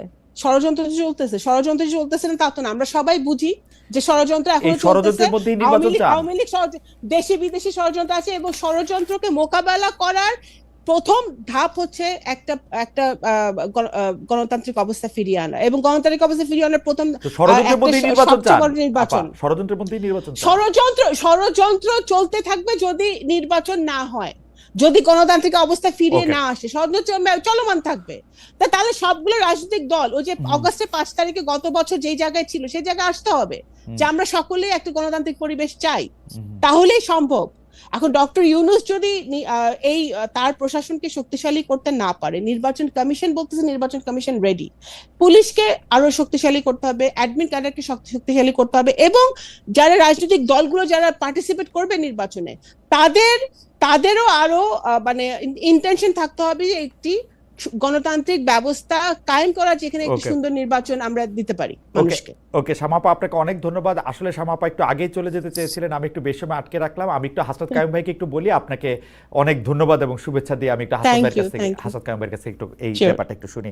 হাসনাত কায়ুম ভাই, আপনাকে যে জায়গায় আমি আটকে ছিলাম সেই জায়গা থেকে একটু বাড়তি প্রশ্নটা করে রাখি, আপনি যদি দুটো মিলিয়ে একটু বলেন। সেটা হচ্ছে যে আপনি জানেন যে বিচার বিভাগকে নিয়ে আমাদের সবচেয়ে বড় আশা ছিল যেই ইনস্টিটিউশনটা আসলে আগের সরকার সম্পূর্ণভাবে কুক্ষিগত করে ধ্বংস করার, মানে ধ্বংস করার জন্য যা যা কিছু করা লাগে এরকম অনেক কিছু করছিলেন। কিন্তু এখন আমরা একটা বিচার বিভাগ পাইলাম যেটা নিয়ে ব্যারিস্টার সারা হোসেন তিনি বলতেছেন যে বিচার ব্যবস্থার ভেতরে ভয় কাটেনি, ভয় বিচার ব্যবস্থার ভেতরেও আছে বাইরেও আছে, বিচারপতিদের সবারই চিন্তা হচ্ছে আমি কি করলে কে আমার বিরুদ্ধে কথা বলবে, কোনো একটা গোষ্ঠী তার বিরুদ্ধে কিছু একটা নিয়ে জোরে আওয়াজ তুললেই তো শেষ। আমাকে মানে বিচার আদালতের বিচারকদের অনেকে বলেছেন যে তারা আসলে প্রতিটা রায় দিতে সময় তারা মানে এই ব্যাপারটা তাদের বিবেচনার মধ্যে থাকে। হাসান কাম ভাই, আপনি যদি এই দুইটা বিষয় একটু মিলায় বলতেন। না, এটা তো ধরেন সারা যেটা বলছে কিংবা আপনার পার্সোনাল যে এক্সপিরিয়েন্স, আমাদের এক্সপিরিয়েন্সের থেকে আলাদা কিছু না। প্রথমত বিচার বিভাগেই ধরেন সবচেয়ে বেশি শেখ হাসিনা যেটা করছিল সেটা হচ্ছে যে অন্যান্য সরকারও ধরেন জনগণকে নিপীড়ন করে নির্যাতন করছে আর কি আমাদের সরকারগুলি। তো সেগুলি ব্যবহার করতে হয় পুলিশকে, আমলাকে, অথবা ব্যবসায় আর্মিকে, এরকম বিভিন্ন ইনস্টিটিউশনকে ব্যবহার করছে। গত 15 বছরের যেটা বিশেষ বৈশিষ্ট্য ছিল, এটা ছিল শেখ হাসিনা সবচেয়ে বেশি ব্যবহার করছিল বিচার বিভাগকে। কারণ তাতে যেটা হয়েছে যে বিচার বিভাগের ব্যাপারে বিচার বিভাগের আসলে বিচারের কোনো চরিত্র ছিল না। এটা হচ্ছে একেবারেই পুলিশের চাইতেও একটা এক্সটেনশন ছিল, মানে সরকারের নিপীড়ন যন্ত্রগুলির মধ্যে তার অবস্থান পুলিশের নিচে নেমে আসছিল। এখন এইবার যখন আসলে অভ্যুত্থান হয়েছে, অভ্যুত্থানের পরে প্রতিক্রিয়াটাও সেরকম হয়েছে। প্রতিক্রিয়া হচ্ছে এরকম যে বিচারপতিদেরকে আসলে ছাত্ররা গিয়ে ঘেরাও করছে, কি আসলে তারা ওইখান থেকে পালায় গেছে। বিচারপতিরা ধরেন কি বলে যে আর্মির শেল্টারে গিয়ে উঠছে, তাদের তালিকা দেওয়া হয়েছে, তাদেরকে ধরে বাচ্চারা এখানে, মানে বিচার বিভাগের যে মর্যাদা, একটা গণতান্ত্রিক ব্যবস্থার যে এটা লাস্ট রিসোর্ট, এইটা তো ধরেন একেবারেই নাই হয়ে গেছে আর কি। বরং পুলিশকে যেরকম মারছে বিচার বিভাগের লোকদেরকে এরকমই ধরেন এই একই আচরণ হচ্ছে। তাহলে সেই জায়গা থেকে পরবর্তীকালে এটাকে যে আসলে রিকভার করার জন্য যে কোনো সুস্থ উদ্যোগ নেওয়া, সেটা আসলে আমার চোখে পড়ে না। আপনি দেখবেন যে প্রথম থেকে এটা এরকম একটা পরিস্থিতির ভেতর দিয়ে গেছে যে ওইখানেই অনিয়ম প্রথমে শুরু হয়েছে। ধরেন প্রথমে অ্যাটর্নি জেনারেল নিয়োগ হয়েছে, কিভাবে নিয়োগ হয়েছে এটা কেউ জানেন? তো অ্যাটর্নি জেনারেল এবং চিফ জাস্টিস একই চেম্বার থেকে নিয়োগ হয়েছে। এটা ধরেন এই ঘটনা ধরেন এটা একটা খুব মানে ওইভাবে যদি দেখেন একটা বিচার বিভাগের ধরেন আপনার স্বাভাবিক থাকবে, এটার একটা ধরেন ব্যালেন্স থাকবে, এটা সম্পর্কে মানুষের শ্রদ্ধা থাকবে। ওই জায়গাগুলি তো আসলে প্রথমেই আসলে শুরু করা যায় না আজকে পর্যন্ত, এটার মধ্যে এখন পর্যন্ত। তবে মানে আমি ডেভিলস অ্যাডভোকেট হিসেবে খালি একটা কথা বলি যে বিচারপতি সৈয়দ রেফাত আসলে খুব বেশি চেম্বার করেন নাই, সেই অর্থে তাকে আসলে একই চেম্বার থেকে বলাটা, মানে এটা হয়তো উনার পিতার চেম্বার মূলত, কিন্তু উনি তো আসলে খুব বেশি, উনি বিদেশে এটা আপনিও জানেন আমিও জানি, আমাদের জানা একটা কোটেশন বলি, আবারও মানুষ বলবে যে একই সুরে কথা বলতেছেন। ওই যে কথা আছে না যে আপনার তো কেবলমাত্র বিচার করলে হয় না, আপনাকে শো করতে হয়, আপনাকে শো করতে হয় যে আপনি বিচার করছেন। সো এইটা আমি এই ব্যাখ্যা জানি। আমি তো চিফ জাস্টিসের ইন্টিগ্রিটি অনেস্টি নিয়ে কোনো কথা বলতেছি, আমি এমনকি অ্যাটর্নি জেনারেল নিয়েও কোনো কথা বলতেছি না। কিন্তু কথা হচ্ছে আপনি যখন কোনো একটা সিস্টেমের বিপরীতে, একটা ধরেন সিস্টেম ধ্বংস হয়ে গেছে, এই সিস্টেমটাকে আপনি রিকভার করার জন্য যাদেরকে দায়িত্ব দিচ্ছেন, সে দায়িত্ব দেওয়ার পদ্ধতিটা মানুষ কোন ভাবে দেখবে, রাইট। সেই দেখানোর জায়গাটা হচ্ছে খুব গুরুত্বপূর্ণ, অন্তত বিচারের প্রশ্নে। অন্যান্য জায়গাগুলি এত গুরুত্বপূর্ণ না। একটা গণতান্ত্রিক সমাজের জন্য বিচার বিভাগ তার স্বাধীনতা, তার মর্যাদা, তার ইন্টিগ্রিটি, তার এই রকমের জায়গাগুলি যেই রকম আসলে শো করতে হয়, রাইট, এবং যেভাবে এটা মেনটেন করতে হয়, সেইটা যদি আপনি বিচার বিভাগে না করে পুলিশকে যেভাবে রিফর্ম করছেন কিংবা করার চেষ্টা করতেছেন, একইভাবে যদি বিচার বিভাগকে মনে করেন, না তাইলে সেটা আসলে কোনো কাজে আসবে না, হাসান কামাল ভাই, এবং কাজে আসছে না। একটা উচ্চ আদালতের বিষয়টা তো আমরা যেহেতু উচ্চ আদালত একদম ঢাকায়, আমাদের পক্ষে যেহেতু আপনি ইচ্ছা করলেই সেই কোর্টে বেঞ্চে গিয়ে আপনি বসতে পারেন বা আপনার মতামত দিতে পারেন। আমি বিচার আদালতগুলির কথা যদি জানতে চাই, আসাদ কামাল ভাই, বিচার আদালত কি মোরলেস আনিসুল হক ভাই যেমনি চালাইতেন আসিফ নজরুল স্যারও সেমনি চালাইতেছেন? মানে আমার কাছে ধরেন, আমি আপনার নাম বলছি না, কিন্তু আমার কাছে বিভিন্ন সময় জি, কেন এখন এক ধরনের ধারণা হয়েছে মানুষের যে আমি বোধহয় একটু কথা বলি, বা আমি কথা বললে কোনো কাজ হইতে পারে কিনা। আপনার যেরকম অভিজ্ঞতা, আমার খুব কম মানুষের সাথে পরিচয়, কিন্তু তাদের এদিক থেকে যে ফোনগুলি আমি পাইছি এবং যে ধরনের প্র্যাকটিস, ধরেন কেবল আসিফ নজরুলের জায়গা থেকে বললে হবে না, শামা চলে গেল, কোর্টগুলিকে যেভাবে ধরেন বিএনপি এবং জামাত তাদের আইনজীবীরা যেভাবে অফিস দখল করছে এবং যেভাবে প্র্যাকটিস দখল করছে, যেভাবে বিচারকদেরকে আসলে জিম্মি করে, সেইখানে ধরেন সারা যেটা বলছে যে যদি তাদের পক্ষে রায় না হয় তাহলে ঢাকা কোর্টের ব্যবস্থা তো দেখছেন আপনি। তো এই ঘটনা তো আগের আদালতের ব্রাহ্মণবাড়িয়ায় যেটা হয়েছে, পরের বার এটা ইয়েতে তাই হয়েছে, ঢাকা কোর্টে তাই হয়েছে। এবং সেই জাজেরই তো ধরেন, সেই জাজ কেন ভিডিও করছে সেই জন্য তার পানিশমেন্ট হয়েছে, কিন্তু যারা এটা করছে তাদের কি হয়েছে? রাইট। সো এইগুলি মিলায় আমি বিচার আদালত কেবলমাত্র বিচারের ম্যাজিস্ট্রেট কিংবা আসলে সেশন জাজ কিংবা জাস্টিস এদেরকে দিয়ে বিচার আদালত না, এদের বাইরে আমরা যারা আসলে ওইখানকার কোর্ট অফিসার হিসেবে কাজ করি, আমরা যে দলীয় চর্চাটা করছি, আমরা যেভাবে এটাকে কন্ট্রোল করছি, এবং এইটার সাথে আসলে মানে আসিফ নজরুলদের নিষ্ক্রিয়তা বলেন কিংবা আসলে অপারগতা বলেন কিংবা ধরেন ইচ্ছার অনিচ্ছা কি আছে আমি জানি না, সেগুলি যদি মিলায় দেখেন তাইলে এই জায়গাটা কোনোভাবে কোনো উন্নতি হয় নাই, এইটুকু বলা যাবে। অ্যাডভোকেট আসাদ কায়ুম, আমি বিচার বিভাগ সম্পর্কে আপনাকে যেহেতু পাইলাম, এটা আমার শেষ প্রশ্ন। আপনি দেখবেন যে সম্প্রতি উপদেষ্টা পরিষদ অন্য কোনো কাজ করতে পারে না, কিন্তু উপদেষ্টা পরিষদ বৈশা, ডক্টর ইউনূস চেয়ারে বৈশা কাউকে গ্রেপ্তার করলে 12 ঘন্টার মধ্যে পরিবারকে জানাইতে হবে, এই সিস্টেম করছে। অথচ এপিলেট ডিভিশন আপনি জানেন ব্লাস্টের সঙ্গে একটা মানে 55 ডিএলআর এটা আছে, ব্লাস্টের সঙ্গে একটা মামলা, এপিলেট ডিভিশন কিন্তু স্পষ্ট বলছিল 1 ঘন্টার মধ্যে জানাইতে হবে, কারণ 12 ঘন্টা একটা মানে ইটস লাইক, মানে আপনি জানেন যে বাংলাদেশে 12 ঘন্টা কি কি হইতে পারে। এখন এপিলেট ডিভিশনের যে রায়ের উপর 2016 সালের যে রায়ের উপর ভিত্তি করে উপদেষ্টা পরিষদ এই সিদ্ধান্ত নিল, সেই রায়টা দিছিল হচ্ছে আপনি জানেন বিচারপতি এসকে সিনহা, সৈয়দ মাহমুদ হোসেন উনিও প্রধান বিচারপতি হয়েছিলেন, বিচারপতি হাসান ফিরোজ সিদ্দিকী উনিও প্রধান বিচারপতি ছিলেন, মির্জা হোসেন হায়দার উনিও প্রধান বিচারপতি ছিলেন। ইনারা যে রায়টা দিচ্ছেন স্পষ্টত এটা শেখ হাসিনা সরকারের খুশি করার জন্য, আমি যদি ওনাদের প্রতি শ্রদ্ধা রেখাও বলি যে এটার 1 ঘন্টার জায়গায় এটা উনি 12 ঘন্টা পড়ছেন। এখন এই উপদেষ্টা পরিষদের কি এমন দরকার লাগলো যে কাউরে আপনি আনলফুলি, মানে আনলফুলি না, পুলিশ এসে কাউরে গ্রেফতার করে নিলে আপনি পরিবারে জানাবেন হচ্ছে 12 ঘন্টা পরে? মানে এটা কেন জরুরি হয়েছে হাসান ভাই? এবং এইটা আপনারা এটা নিয়ে নিশ্চয়ই বলতেছেন বা আপনি লক্ষ্য করতেছেন, এটা কি বলবেন এটা বলেন তো, এটা সরকারের এটা নিয়ে কই যায়?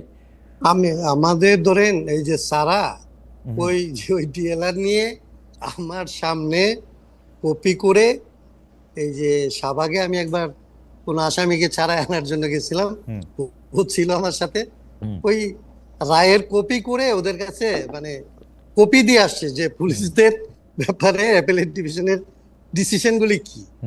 কিন্তু এটা কখনোই বাংলাদেশে দুইটা জিনিস হয়, মানে পুলিশ এটাকে কোনোদিনই আমলে নেয় নাই, কোনোদিন ওই অ্যাপিলেট ডিভিশনের জাজমেন্ট এখানে প্র্যাকটিসের মধ্যে আসে নাই, এটা একটা।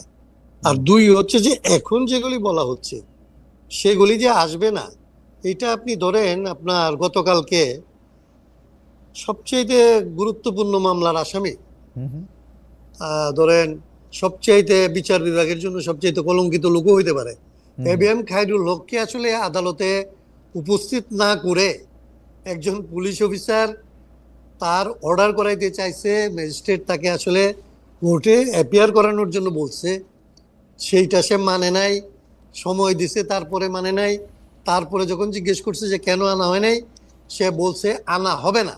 এবং এইটার আজকে তাকে কন্টেম্পট নোটিশ ইস্যু করতে হয়েছে যে এইটা তার আসলে রেজিস্ট্রারের মাধ্যমে চিফকে জানাইতে হবে কিনা। এখনকার পুলিশ, যে পুলিশকে আপনি বলতেছেন সবচেয়ে দুর্বল, যে পুলিশকে আপনি বলতেছেন যে যাকে দিয়ে আইন শৃঙ্খলার কোনো কিছুই রক্ষা করা যায় নাই, সেই পুলিশের ভূমিকা হচ্ছে এরকম। তো তাকে আসলে 12 ঘন্টা, তো এটা একটা হাস্যকর ব্যাপার। এটার কোনো ধরনের কোনো খবর রাখে না নাকি প্রিন্টের আসলে মানে নিউজের ভুল আমি জানি না। এগুলি হইতে পারে যে কোনো রকমের ধরেন 1 ঘন্টা 12 ঘন্টা হয়ে গেছে বা কি হয়েছে, কিন্তু এরকম অজস্র ঘটনা ঘটতেছে। হাসিল ভাই, জাস্টিস হামিদুল হক যে একটা ল্যান্ডমার্ক জাজমেন্ট দিছিলেন যে কাউরে কোনোভাবে গ্রেফতার করতে হলে কারো বাসায় গেলে কি কি করতে হবে, এগুলি কি মানে? এগুলি কি মানে? না, একটাও মানে না। মানে শেখ হাসিনা সরকার না মানলো, শেখ হাসিনা সরকার তো কিছুই মানতো না, তাহলে এই এখনকার সরকার কি মানতেছে কাউরে গ্রেফতার করার সময়? এই যে বললাম, তাইলে ধরেন এবিএম খায়রুল হকের মামলা, যেটার উপরে ধরেন সবার চোখ পড়ে আছে, তো যত বিয়েই হোক, আপনি সাবেক চিফ জাস্টিসকে আপনি আসলে মামলার আসামি করছেন, তার সাথে আসলে পুলিশ কি ডিল করতেছে, সেইটা যদি এরকম হয় তাহলে আপনি অন্যদের বেলায় কি হচ্ছে এটা আপনি বুঝতে পারেন না। কোর্টে আপনি প্রতিদিন ফুটেজ দেখেন যে কোর্টে আসামি নিয়ে যাইতেছে, সেই আসামিকে পুলিশের সামনে আক্রমণ করা হচ্ছে, মারা হচ্ছে, হেনস্থা করা হচ্ছে, পুলিশ সেখানে গেলে দেখতেছে। তাহলে ভাই আপনি সংবিধান সংস্কার করে করবেনটা কি, বা মানে মানে কোথায় গেলে আপনি মানে এটা কি হবে? মানে আপনার সংবিধান সংস্কার করার ব্যাপার যদি বলেন তাহলে আসলে কোথাও না কোথাও থেকে শুরু করতে হবে। আমি যেটা বলি যে কোথাও না কোথাও থেকে তো আপনি শুরু করবেন, রাইট? শুরু যদি করেন, আপনার দেশের আইনেই যদি অন্যায্য থাকে, আপনি সেখানে কিভাবে একটা ন্যায্য ব্যবস্থা চালু করার জন্য কথা বলবেন? আপনি কোন জায়গা থেকে শুরু করবেন? সেই জন্য আমি সংবিধানের কথা বলি। সংবিধানটা আপনি যদি একটা জায়গায় ঠিক করেন, তারপরে এটাকে ধরে আমি বলতে পারি যে দেখো তুমি মানতেছো না, এই যে দেখো তুমি এটা করতেছো না, এই জন্য তোমার বিরুদ্ধে এই করবো। এই আলাপগুলি একটা হচ্ছে আইনের অঙ্গনে, আর একটা হচ্ছে পিপলের মধ্যে, দুই জায়গার মধ্যে যদি আমরা নিতে না পারি, আমরা তো পলিটিক্যাল সংস্কারের কথাটা বলতেই পারলাম না। রাইট, পলিটিক্যাল সংস্কারের কথা আমাদের বলাই হলো না। আমাদের আজকে আর সময় নেই, কিন্তু হাসান কাইম ভাই, আমি একটা জিনিস আপনার কাছে একটু জানতে চাই যে আমাদের কিন্তু অনেকগুলি বিষয় নিয়ে একদম দম বন্ধ করা কিছু অবস্থা আমরা দেখতে পাচ্ছি। মানে রাজনৈতিক সরকার আসলে কি হবে আমরা জানি না। এই সরকারের সময় আমরা যে প্রেসিডেন্স দেখতে পাচ্ছি এবং যে প্রেসিডেন্সগুলি আসলে পরে রাজনৈতিক সরকারগুলি ব্যবহার করবে, খুব এইটা কি ডক্টর ইউনূস সাহেবরে কোনোভাবে বোঝানো যায়, বা আমাদের আইন উপদেষ্টারে বা আমাদের যারা বড় বড় মানবাধিকার কর্মী আছেন তাদেরকে গিয়ে কি আপনারা একটু বলবেন? আমাদের কথা তো ওনারা শুনেন না, আপনারা গিয়ে কি একটু বলবেন? আমার কথাও শুনেন না, আমার কথাও শুনেন। কারণ হচ্ছে যে এই প্রেসিডেন্সগুলি কিন্তু ব্যবহার করা হবে। হাসান কাইম ভাই, আপনাদের কাজ কিন্তু 100 গুণ বাইরে গেল। আমি তো ওইটাই বলছিলাম যে আসলে প্রথম থেকেই বলছিলাম যে আপনারা যদি একটা ভালো উদাহরণ তৈরি করেন, পরবর্তীতে যারাই আসবে তাদেরকে আমরা ধরতে পারবো যে তোমার এইভাবে চলতে হবে।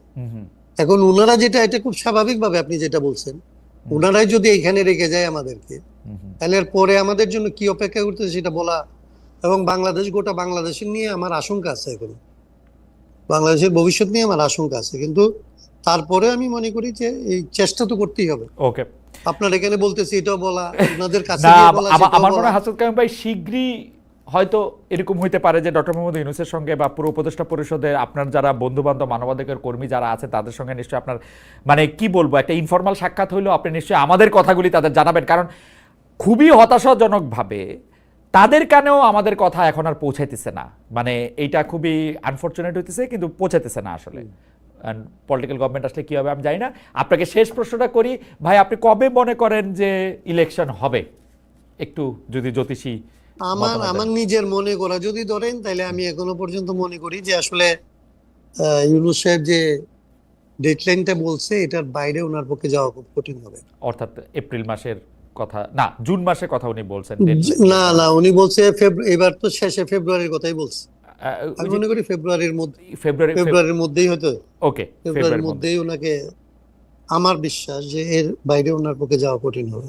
ওকে ওকে আপনাকে অনেক ধন্যবাদ অ্যাডভোকেট হাসান কাইয়ুম। আপনার শরীর অনেক বেশি ভালো না, তারপরও অনেকগুলি গুরুত্বপূর্ণ বিষয়ে আপনি আমাদেরকে অনেকগুলি প্রশ্নের জবাব দিয়েছেন। আমরাও কিছু বিষয় আপনার কানে দিয়ে রাখতে পারলাম, কারণ অধিকার কর্মী হিসাবে যাদের আমরা চিনতাম তারা এখন সরকারে গিয়ে তাদেরকেও কিছু কথা শোনানোর কোনো প্রক্রিয়া আছে কি না, সেই ক্ষেত্রে আমরা জনগণ অনেক সময় অনেক অসহায় বোধ করি, এবং আইনের শাসন, বিচার বিভাগের এবং রাজনৈতিক সংস্কার নিয়ে আসলে আমরা কথা বলতে পারি নাই। রাজনৈতিক সংস্কার নিয়ে আপনার কিছু দিক নির্দেশনা আছে, কোনো কোনো জায়গায় আপনি কিছু কিছু কথা বলেছেন, শামা ওবায়দ ছিলেন, তিনিও কিছু কথা বলেছেন। আমরা নিশ্চয়ই ভবিষ্যতে আবার আপনার সঙ্গে কথা বলতে পারবো এবং কিছু জিনিস জানতে পারবো। হাসান কাইয়ুম ভাই, অনেক ধন্যবাদ আপনাকে। ধন্যবাদ।